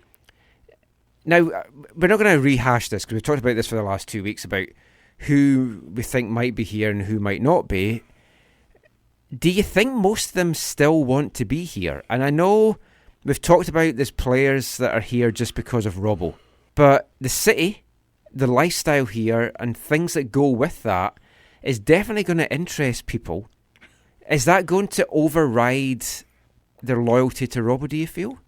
Would they rather, like, they don't care who the coach is, they just like being in the city? I think some of them might be like that, but it's going to be depending. I know some people had like strong opinions afterwards, and I think maybe with time it'll reflect. But I don't know. It all depends. It all depends on what especially their wives think. That'll be a big thing. Kenny Miller, is that you? Well, I mean, a lot of the wives and their families are going to be settled here. Yeah, there's multiple factors for these people. I think. Remember, this is their livelihood, and so the state of their contract and the opportunities they have here or elsewhere are a huge thing. I think that's probably in one way is the number one thing. Then you can think about all these other things. Yeah, how well is my family connected here? Do I want to live here? Do I like the city? Do I like living in the city and going out to UBC, whatever? Or do I want to, affordability, whatever? Well, yeah, there's that aspect as well. If we look at who we think is guaranteed, and I want to give a hat tip to Glass City for coming up with a nice little spreadsheet because it saved me having to do the legwork in this. Homegrowns aside, it looks that Blundell, De Jong, Juarez, Nerwinski, Waston and Aha are the guys that have guaranteed contracts and are going to be back next year. When we spoke to Stefan Marinovic last week, he said, he doesn't think there's a lot of guys got guaranteed, so that kind of fits in. Now, it's fair to say that most people probably don't want to see Effie back, but those other guys, I think most people would be happy enough if they came back. Not saying whether they will or not, but I don't think there'd be a big outrage for bringing those guys back. No, on that list? Mm-hmm. You said Blundell? Mm-hmm. I think Blundell could get loaned out. I don't know if they brought him back. I find it head scratching though that he's not in the 18. This is the time to see what he can do. Yeah, he surely has to play in October, so we can see what he can do by having a proper run in a team that hasn't got a player. Do we know what happened to Jordi Reyna? He's had a niggle all week. Oh, okay. He's got to be fit for Peru, man. Yeah, he had this niggle and a bit of a knock. That's that's one of the things that's really interesting in all this to me, which is I find it intriguing, to say the least, that when all these players are either at the end of their contracts or it was known that there was going to be transition in the coaching scenario, that all of a sudden a whole bunch of them got international call-ups. I think there's an interesting correlation there that shouldn't be ignored. We'll see how it plays out. I don't know, because I was told weeks ago, before Robbo had gone, that they expected to lose a lot of players for the Kansas City game. Right. So that was expected. But before that, people knew that things were not well with the coaching staff. And there's an interesting correlation there. We'll see again. We'll see how it plays out. But in one sense, I don't think it's a coincidence. Let me put it that way. Well, I mean, some players are obviously not happy that Carl Robinson's gone. Kendall Waston is one of them, and he made his feelings very well known on Tuesday. I will say it was raw to get him. He'd only been told a couple of hours before, and then all of a sudden there's all these cameras and microphones pointing in his face, asking him what he thinks. But he's the captain, so they have to put him up there. It was similar to when Martin Rennie, they had Jordan Harvey and Jay DeMeritt. Yeah, up you there put your senior guys up. You have to put them up there, but you don't have to put it on the website. Yeah. Well, that's the thing. The Caps didn't put his scrum up on the website. Wasn't on Twitter. I think Global had it on their website because they did a live thing from training on Tuesday. But we have the scrum, or most of it. It tails off towards the end because I really had to leave to get back to work, so I missed the last 30 seconds. But I'm going to play it for you now, just so you can exactly hear what Waston said. We touched on it on the midweek show, but here's what he had to say. That was a very difficult day. Yes, of course, very difficult, because since I came here, obviously I came as the coaches, not for the club. The coaches bring me, so I feel better for them. Since day one, they did a brilliant job with us.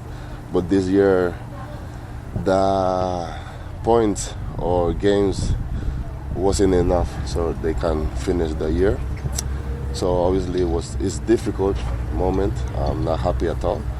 But as a player, you know that you have bosses, and even if you don't like the things what happen, you have to respect what the bosses says.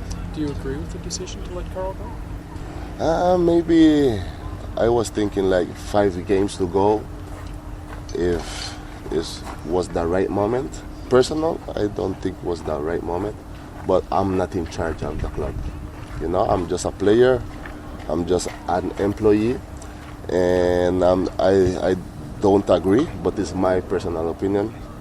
And I'm a professional, so I gotta work every day.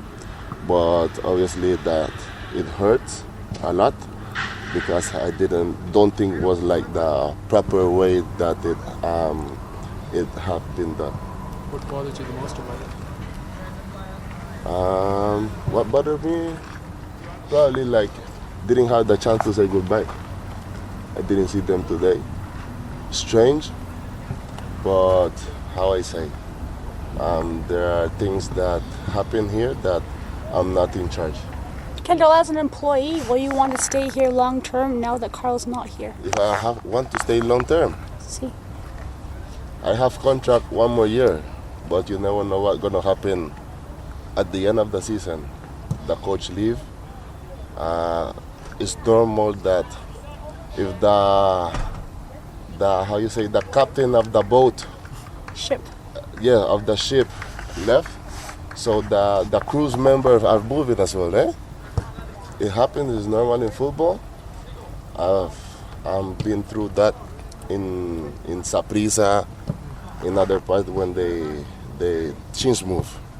So it's normal, but it's obviously that we gotta finish the best way for us, for our families, the best we can this season. Are you confident with the steps this organization is going to take? As Bobby came out, the president said that the goal is still to win a championship. We don't know what the qualities are going to be for a new coach. Are you confident with this organization moving forward? What it's going to look like in 2019? Well, I don't know because I'm not the proper person to answer that question.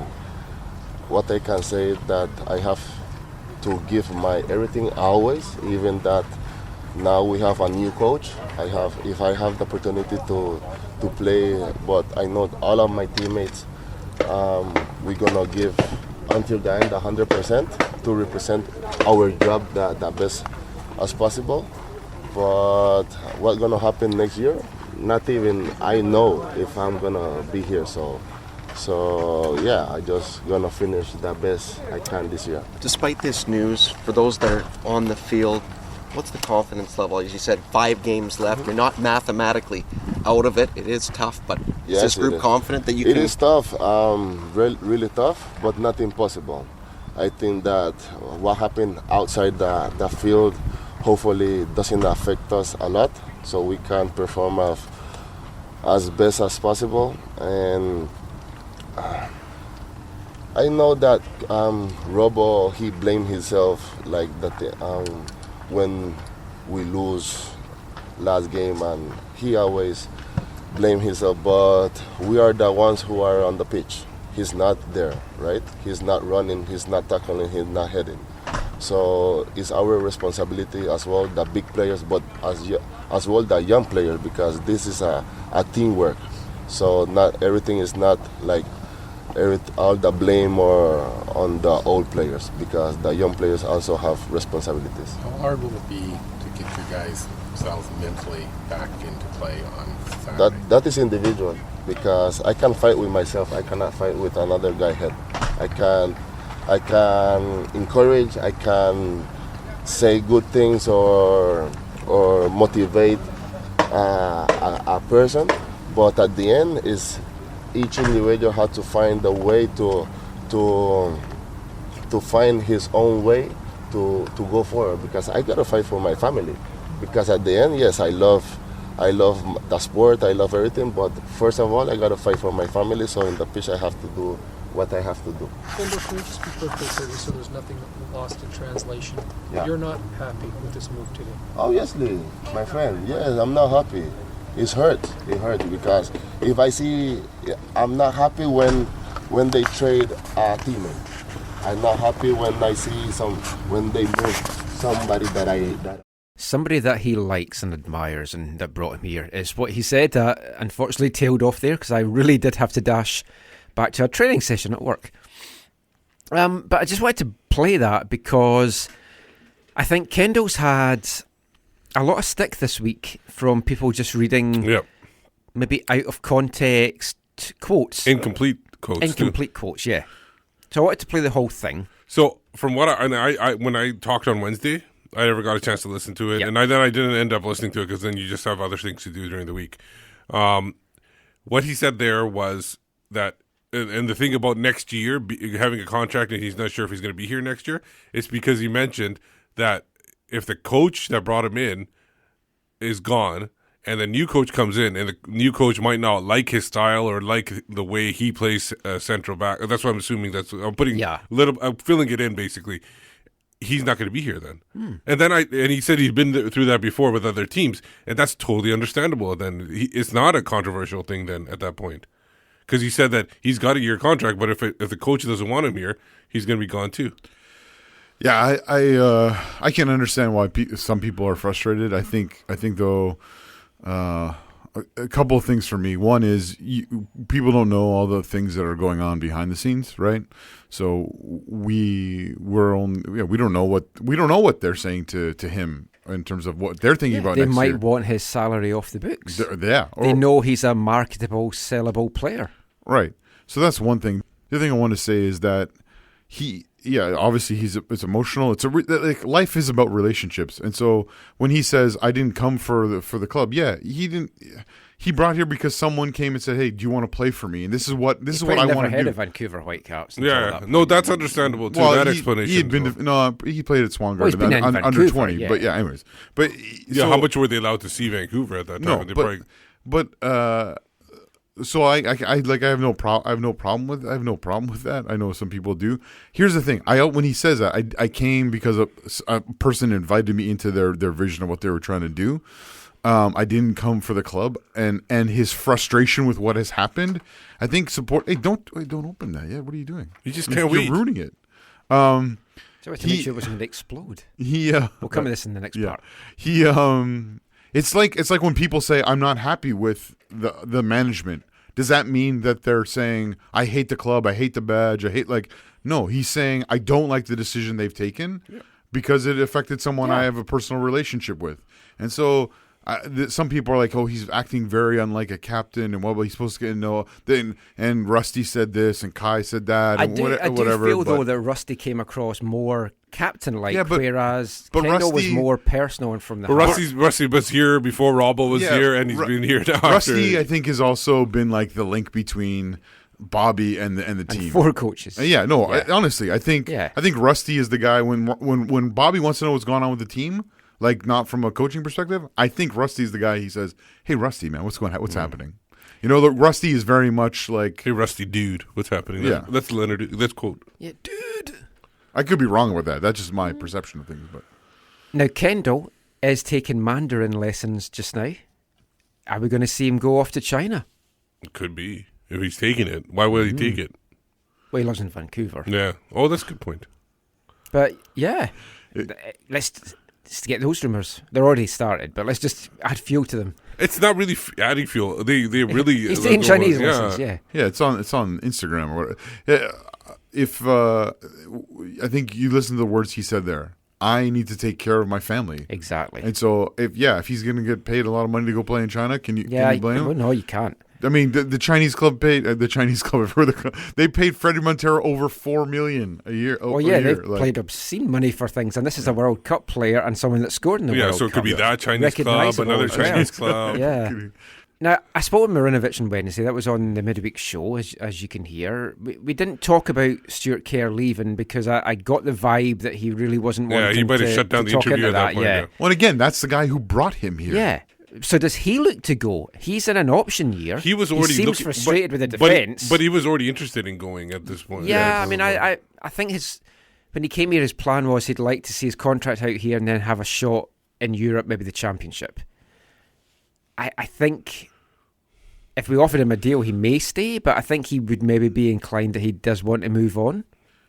My understanding is that less than a year ago, there was possibilities that he would be gone way early than the end of his contract. Yeah, if he'd had a really great season. No. Like he could have been gone last off season. Oh, but that didn't play. Well, there was work visa issues, and they've changed things in the UK. You have to have made a certain number of international. I think he makes that though. He's played. Oh, he certainly does now. But I mean, there's Robbo guys, and I genuinely, anyone that puts the coach before the club, I don't want them here anyway. No one's come out and said that, per se. No. But the writing could be on the wall for the likes of Hurtado, Mosqueda, other fringe guys that clearly aren't MLS starters, and who Robbo liked and brought on, and they obviously like Robbo. And I see Hurtado not having a problem staying. I see Mosqueda probably moving on because they need something different in that midfield. But again, you need some players like that at that salary level in the MLS realities. But they may not decide that they might seek pastures new. Oh, the players. Whether they get to seek it in MLS or whatever is another thing.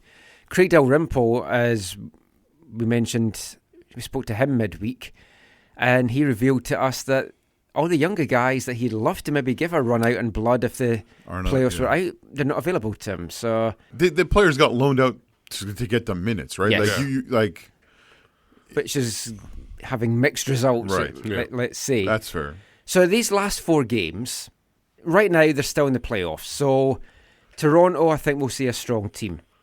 I don't know at what point that we are mathematically out. Could be next Saturday, could be the Saturday after, it might not be at all. But for whatever games we've got left, I want to see Emnes get a run out so we can see what he can do.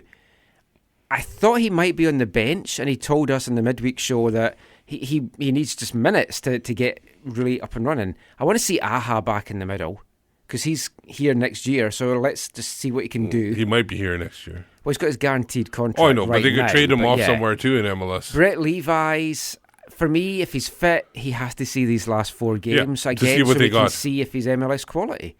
I also want to see Felipe playing, ideally as a 10. And I said this earlier, we need to be looking at Blondell. How about the new center back they signed? Is he ready to go? Dominguez, yeah. I'd still, well, I guess you could pitch an Aha on him just to see what he could do. Yeah, why not? Yeah. That's the thing. Like, if qualification for the MLS Cup thing is off the table, then I don't disagree with you, Michael, in terms of playing different players. Like, you saw that in 2011, often to the detriment of the team. Yeah. By that point, let's just get Minnesota to overtake us so we get a higher draft pick. It's traded trade that to away, New so England. that doesn't really matter a jot. It's someone else will be happy. But it's at max going to be 3 games, right? My one goal this year is to finish ahead of Montreal and TFC. Yeah. So you get the higher seed in the thing. Well, sorry, Michael said this last week. Yeah, we don't know what this higher gonna be. seed based on how things have done in the past. And it could be changed. Hopefully it is the same. It's also the last 4 matches that we will see Alphonso Davies as a Whitecap until he's loaned back in a couple of years when he hasn't cracked the starting 11. But hey. I'm kidding. And injury-free 4 matches, right? Yes. Oh, yeah, hopefully. But I want to play a fun little thing now. Zlatan was asked after the game on Saturday night for his thoughts on Fonzie. So let's just play what he had to say. Zlatan, what do you think of Alphonso Davies, the winger for Whitecaps, who is going to Bayern? Everybody says he's the biggest talent in the MLS. 67. We were dominant today. I think it was the left foot, yeah? Mm-hmm. Good player. I don't know so much because I'm just new in the game here in MLS. So if he goes to Bayern, he is a good player because they don't choose bad players, and especially young players. And a club like Bayern, he will learn a lot. He will.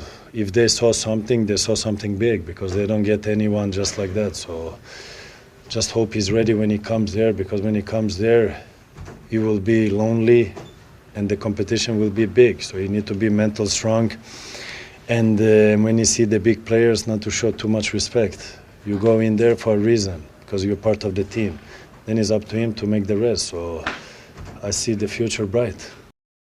Great stuff there from Zlatan on him. Have you watched Becoming Zlatan on Netflix? No, you're the second person that's asked me that in 2 days. No, you should watch it. You should watch it because that's some of the stuff he's saying there about going in as a young player and not giving too much respect to the older players and having a go. That's partly his story, right? Like, watch it. What he says Netflix. is true, though. I don't have Netflix.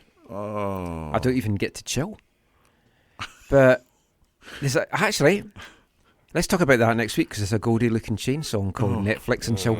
Anyway, it's going to be tough for him. But he's nothing seems to faze him. He strikes us as a mature guy. He's just a kid. He's having fun. He was at the SFU game on Thursday night. I was briefly talking to him. He was just like, you see some mates. Did you see Cedric's selfie with him? Oh no! Did he take one? Cedric took a selfie. Oh, I didn't take a photo. I didn't photo him doing keepy ups at half time. Like, was the crowd gathered around him? No, well, it's just his mates. Oh, okay. And us. And it was me and Slamo, and I was like, I so want to get into that and do keepy ups with him. You should have. Yeah.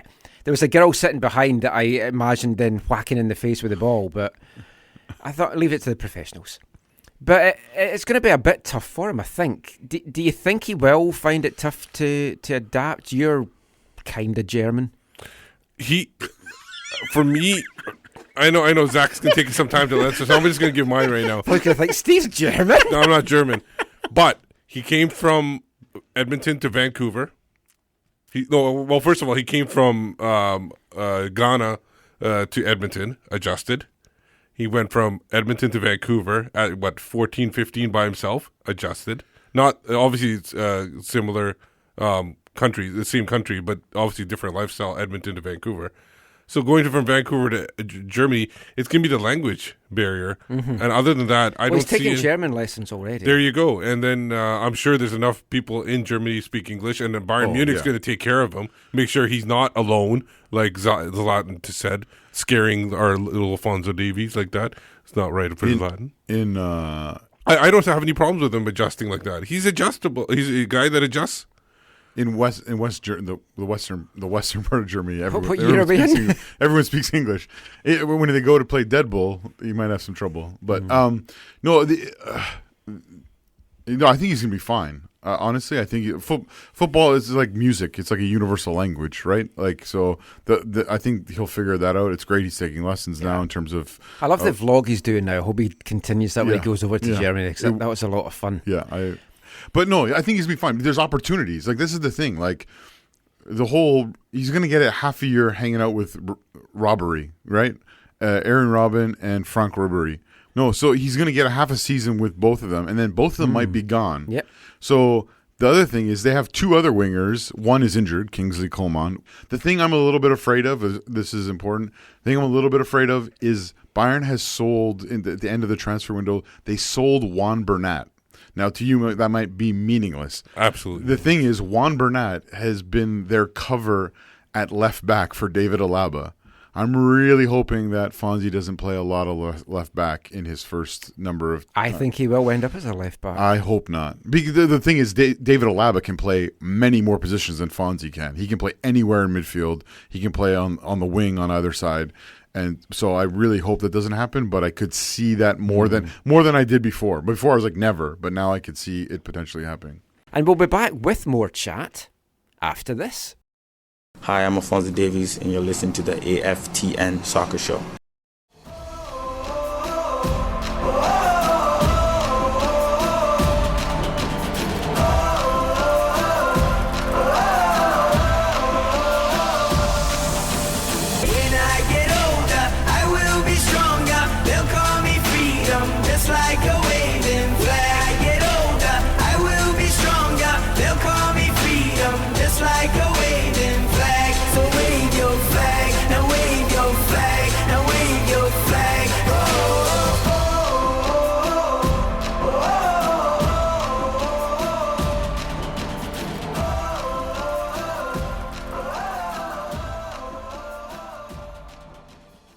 I'm sorry, Steve. Great there song. will be no Great waving song. flags in this studio. Outstanding. How are people meant to see us?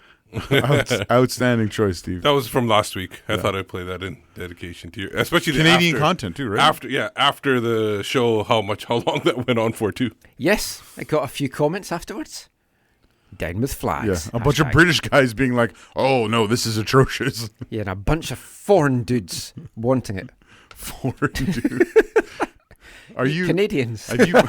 You're listening to the AFTN Soccer Show on CITR Radio 101.9 FM, the only soccer show on Vancouver radio. We're back into part 5, and I'm going to start this part off by letting people know that finally someone has filled our hole. Oh, I gotta get ready. I have been waiting for this moment for weeks, months, and we finally have a letter in our docket. Zach's going to film this. I want to thank, I want to say Jerky21, but it's JYRKI21, Jerky. No, it's Yerky. Yerky21, who has sent us our first letter into the show. So we're going to open this live on air. Hang on 1 second.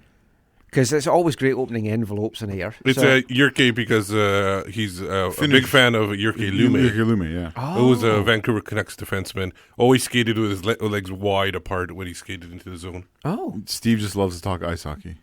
Here we go. Are we ready? Okay, so Zach's going to do our unboxing. I'm putting it on Instagram. So I'm just going to open it here just now. Let's see. We got to read the card. I will. Oh, very nice. Hold it up. An Ottawa Fury. Your game coin? I think it could be. This is superb. As a collector of stuff. Oh, from the inaugural season in 2014. It's going to be tough to split that one amongst the three of us. Oh, it's only addressed to me. Oh, okay, gotcha. Thank you so much, Yerky. Yurkey. He says, "Hi, Michael. You mentioned you enjoyed receiving stuff in the AFTN mailbox.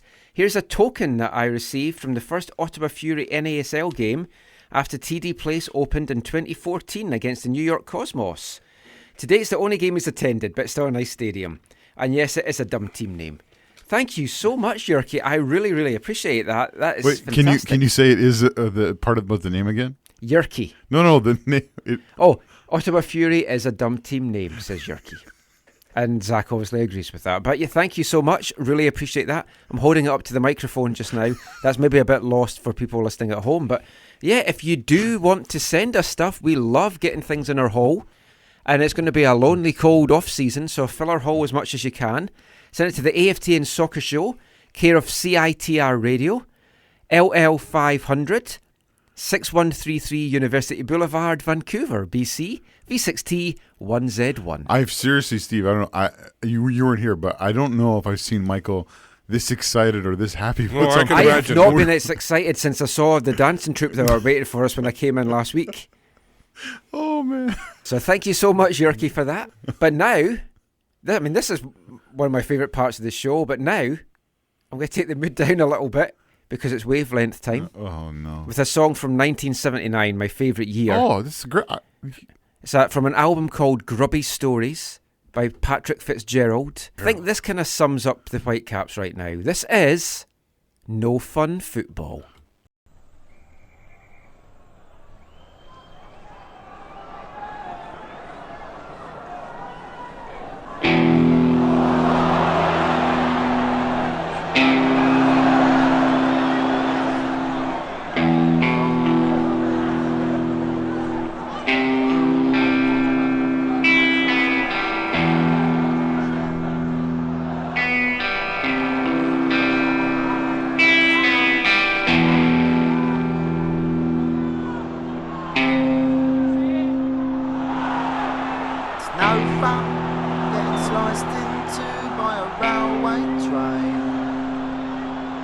No fun getting thrown down stone stairs as parts of you in flame. It's no fun keeping memories in the form of scars. And an autograph doesn't seem the same when it's written on a plaster cast. It's no fun getting chased down the road when you find a blind wall. It's the back of a pub, crates of beer bottle, and that is all. You scream, but at that moment the home team almost score. You'll give up your fan club membership or your scarf, but no, they want more.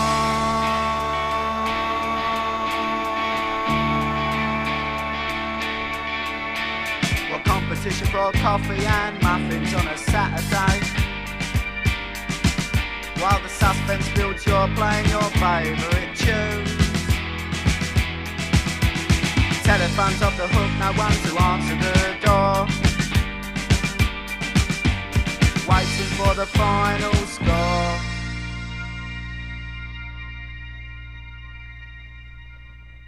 And it's no fun football anymore. It's no fun football anymore. It's no fun football anymore. It's no fun.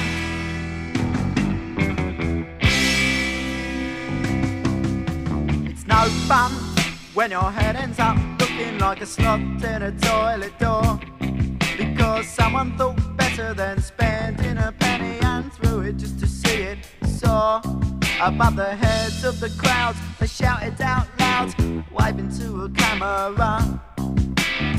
They're coming for you on a stretcher, bye-bye. I guess we won't see you anymore. But then it's no fun football anymore. It's no fun football anymore. It's no fun football anymore. It's no fun.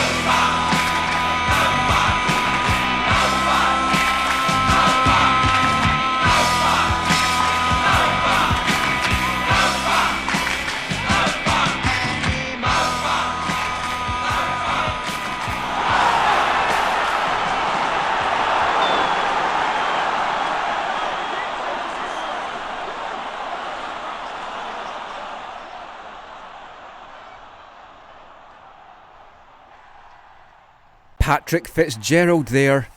No fun football. No fun song. I knew you were going to say that. Yeah, that was depressing. He's a punk poet, man.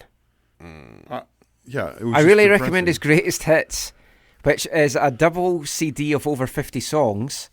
That one didn't make it on. But Safety Pin Stuck in My Heart, that's a good one. Got a safety pin stuck in my heart. For you. For you. I got a safety pin stuck in my heart. For you. For you. I got a safety pin stuck in my heart. For you. For you.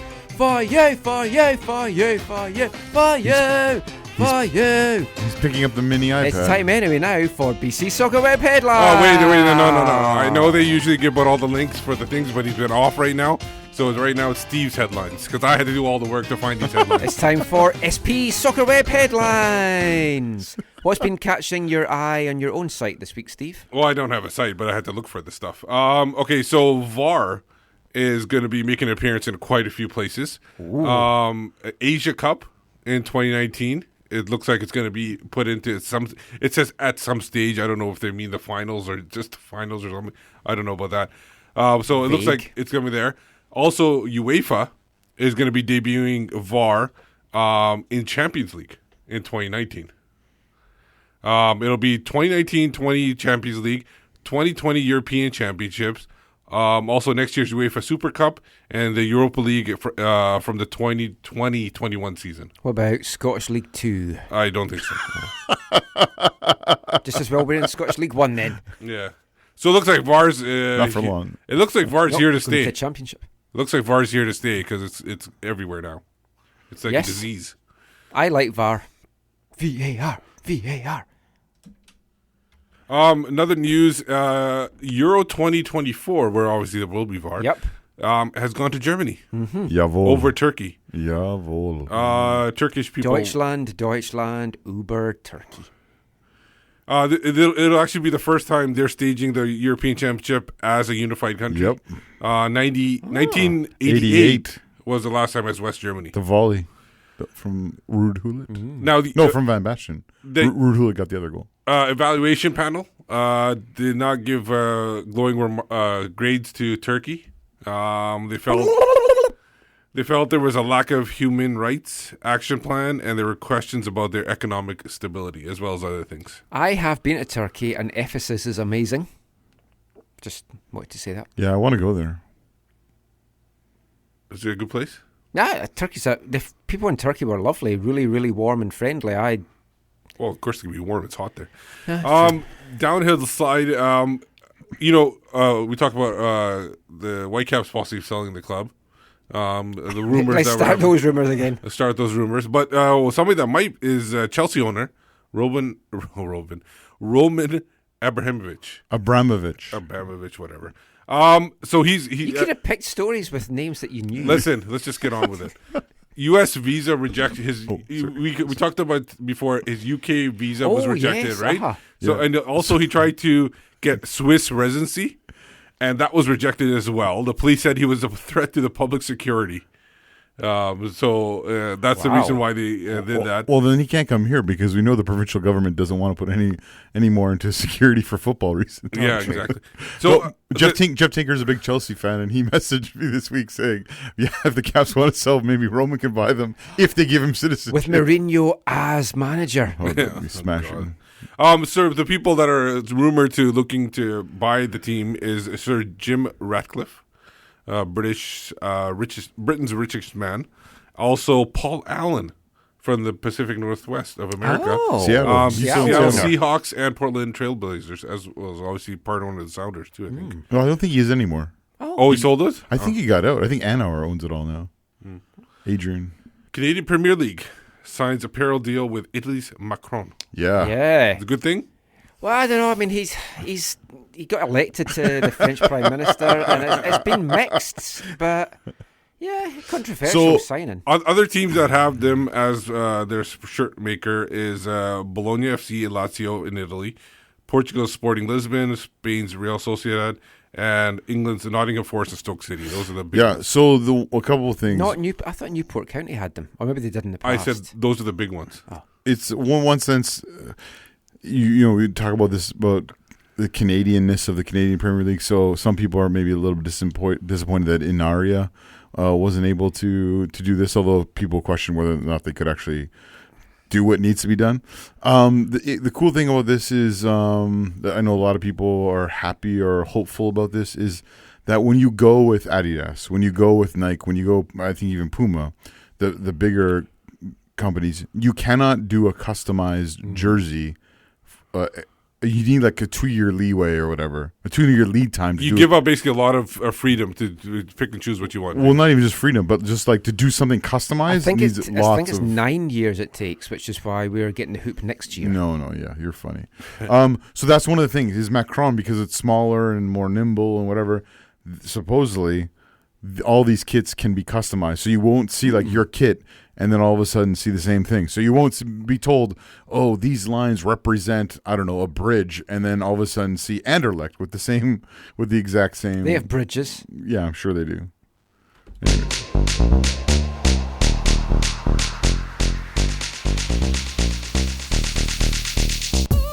Flash 5, AFTN, rank it, baby, 5 to 1. Flash 5. AFTN. I didn't know the clothes were coming off, Michael. There's no one here to see me tonight apart from you two. Avert your eyes, Steve. So what we're going to do is a flash 5 of our favorite moments with Robbo. Some of our favorite moments. Wait, these are yours? Mine, but I think Michael... talk about that time we went and got pissed in Cardiff. Oh, I don't know about that. That was your favorite moment. So these are mine. So I'm hoping you guys can agree.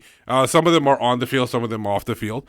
A quick honorable mention to the Champions League run. That's not important. No, what's the semi-final? They didn't make it to the finals. True. So I'm gonna. These are my 5. Number 5. This is a personal one. The ferry ride. For Victoria. Really good. Robbo gave you a ride on his ferry. Yeah, he's really rich. No. We took the ferry ride. It was a rough ride, too. I remember that. There was a lot of storms and everything like that. So we were on the BC ferries, and me and Michael were sitting away from the team quite a bit, right? I think we kept our distance. Yeah. And then Robbo... We were aloof. Yeah, and then Robbo came over to us and sat down, and we discussed... He talked a lot about... this is like 2 years ago? No, when he first got hired. Remember when it was we played Uvik Vikes? Yeah, I thought we did it for like 2 or 3 years with him. It was the first year of it. So I think that because we did it with Martin Rennie. Isn't that the one where the guy did a face plant after scoring? Yes. I can't remember his name. Andre Lewis. Oh yeah. Yeah, it was a fun ferry ride. So but yeah, I mean, he came, he saw us. We didn't want to pester him, and then he came and just chatted for what turned out to be hours because the ferry got delayed because of storms. He chatted with us 15-20 minutes, but he didn't stay with us for the hours. But we were on the ferry for hours for sure. Number 4. Rough ride. He's won a number of Cascadia Cups. Zach, you probably know the exact number. Cascadia Cups that Robbo won. We won with Robbo as coach. No, I can't remember. Okay, 2 or 3. Well, the one that was favorite for me... Some supporter you are. Some favorite for me was the one where we eliminated a B Portland on the last day and eliminated them from the playoffs. Oh, 2016, yeah. What a great year that was. We didn't make the playoffs, but, we ended it on a high and went home happy. Yeah. He won... He won 2, technically. Yeah. San Jose playoff win. Oh. What time is it? 5 past the Earthquakes. 1 as an assistant coach. I actually worked that into the UBC game today. Oh, did you? Yeah, they won. They were 6-0 up after 32 minutes. 7-0. So, the 5-0 win, that was fun. And then it followed up with a not-so-great moment. We'll talk about that maybe some other time. Number 2, Robbo's sideline swagger. His clothes. Sweaters. And, jumpers. And the way he played around with the ball. Always interacting with the ball. I've never seen a coach handle the ball as much. Yeah. Number 1, the Voyagers Cup. Brought it home. It's coming home. Yeah. It's coming home. Hopefully at some point it's coming home. So that's our fun. Flash 5. Let's get back to the headlines. Wait, do we get to say stuff? I thought you were doing it while I was doing it. Oh, no, I was waiting. I was just listening to your... Steve's personal Robbo memories. Okay. So back to the headlines quickly, so we can get back to our loved ones. We got Canadian national team got some great news this week. Was on the day Robbo got fired. Baloo. Baloo Tabla committed to play Canada. So Herdman's quote, "It's good to hear," like you didn't know. He's such a talented player playing in an environment where he's developing every day and developing at the level that is going to help the country set up for the next level. He's joining the He's a lot of Whitecaps. level. No, Barcelona. Barcelona. It's as exciting. It's huge. I mean, again, when you look at another attacker. Again, when you look at they're spoiled for choices going forward. It's gonna be a 2-2-5. Yeah, well, what they literally did, like a 2-2-6 actually. They did what was it, a 2-5-3, right? It's not the Whitecaps. We've not got a guy sent off. No, it's really, really exciting. No, fantastic commitment. I think I would still like to see him capped. Yeah, just in case, but no, but he's done the press anyway. Yeah, he a couple did a YouTube video. A couple things about it are, one, I think it gives more hope for 2022 in terms of a qualification campaign. Two, the other thing that's going to be really interesting, and I believe this will be a John Herdman decision, is whether or not they allow, John Herdman plus Barcelona and other players' clubs, will they be able to get the best of these young players in both the qualification for the U20 and for the Olympics? Because there's great potential yeah, I'm thinking possibly not as much. Oh, because if you look, the guys that were in the UK, they just couldn't get them released, or a lot of them. Right. The last time around. But I think with a better team, better overall options, I think some of those teams might say it might be good for our young players to go play with, Tabla and Davies and have a run to make the U20 World Cup because it would up their value and give them experience. And same thing with the Olympics. Well, it depends how much they are featuring as well. Yeah. Over in Spain and stuff. CPL, there was a little bit of action of CPL. Note. Yes. Cavalry FC Edmonton played their first match at Spruce Meadows. It was about 1,000 people that came in. Yeah. They kind of limited it to 1,000 actually. They did that purposely. It looked lovely. It's 2-2. It was a 2-2 draw. It was filled with former Whitecaps Renzi players, and including one that the legend Randy when he was when I saw his name, I was like, holy smokes, where'd he come from? Yeah, obviously Germany. He needs some games, so he's getting some games. We'll see what happens with Randy. Michael, thanks for retweeting my little video of being at Spruce. Yeah, I remember you showing us that months and months ago. Apparently, they don't like when you put a video on with copyrighted music. Oh, so that's why there's terrible music on there, and I tried to edit it more like you had suggested, but whatever. There was some interesting names on the rosters, though. Yes. One of them in particular, Jake Ruby. Yes. Yeah, he was. I think he was in our top 5. Yeah. So now all of a sudden he's on Calgary's CPL possible prospects roster. Yeah. So that's an interesting one. If the Whitecaps lose him, that's a big loss. Because they can't get anything for him, right? Yeah, he's free to go. Yeah. Good for him. Also, on one of the headlines that Steve looked up, sorry. No, you just saw it right now. I didn't see it earlier. No, well, I seen some stuff earlier. I didn't realize the magnitude of it. Yeah. Because I saw Pa messaging about it. I think Pa was tweeting or doing something about it. But, Cincinnati has won the USL regular season. Yep. So, like, the Supporter Shield, they won it on Wednesday night. Yeah. And then they got the trophy on Saturday. Yeah, really celebrated. At home. Yeah, won it on the road. Anyway, congratulations to Alan. Looking forward to seeing them. Alan and the former Whitecaps. Oh, yes. Richie, Spencer Ritchie, Sim DeWitt, DeWitt got a start in Saturday's game. But that is it for this episode of the we're show. Done? So, just before we go, let everyone know where they can find you online. You can find me on Twitter at WhitecapsBeat. For me, it's at Zachary AM, and I'm part of the Movement Curva Collective. I'm Michael McCall. I'm part of the Movement AFTN. You can find me online at AFTN Canada, on Instagram at AFTN Soccer, on Facebook at AFTN Canada. Read our stuff away from the numbers, aftn.ca. So until next week, thanks for listening. Take care. And mon the new coach.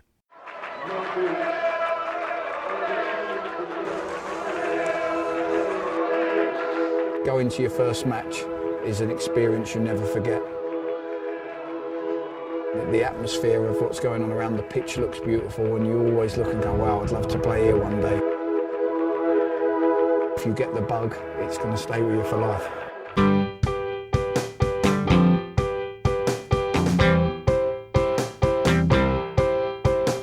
10 minutes left.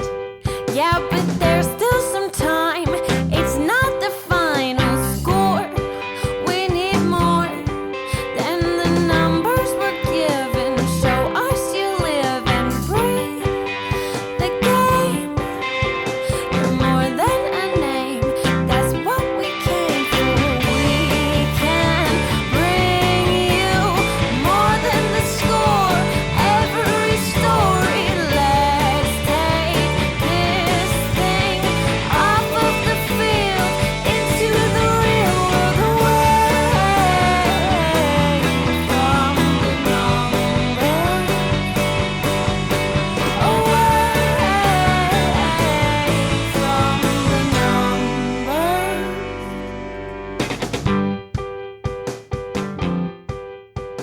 A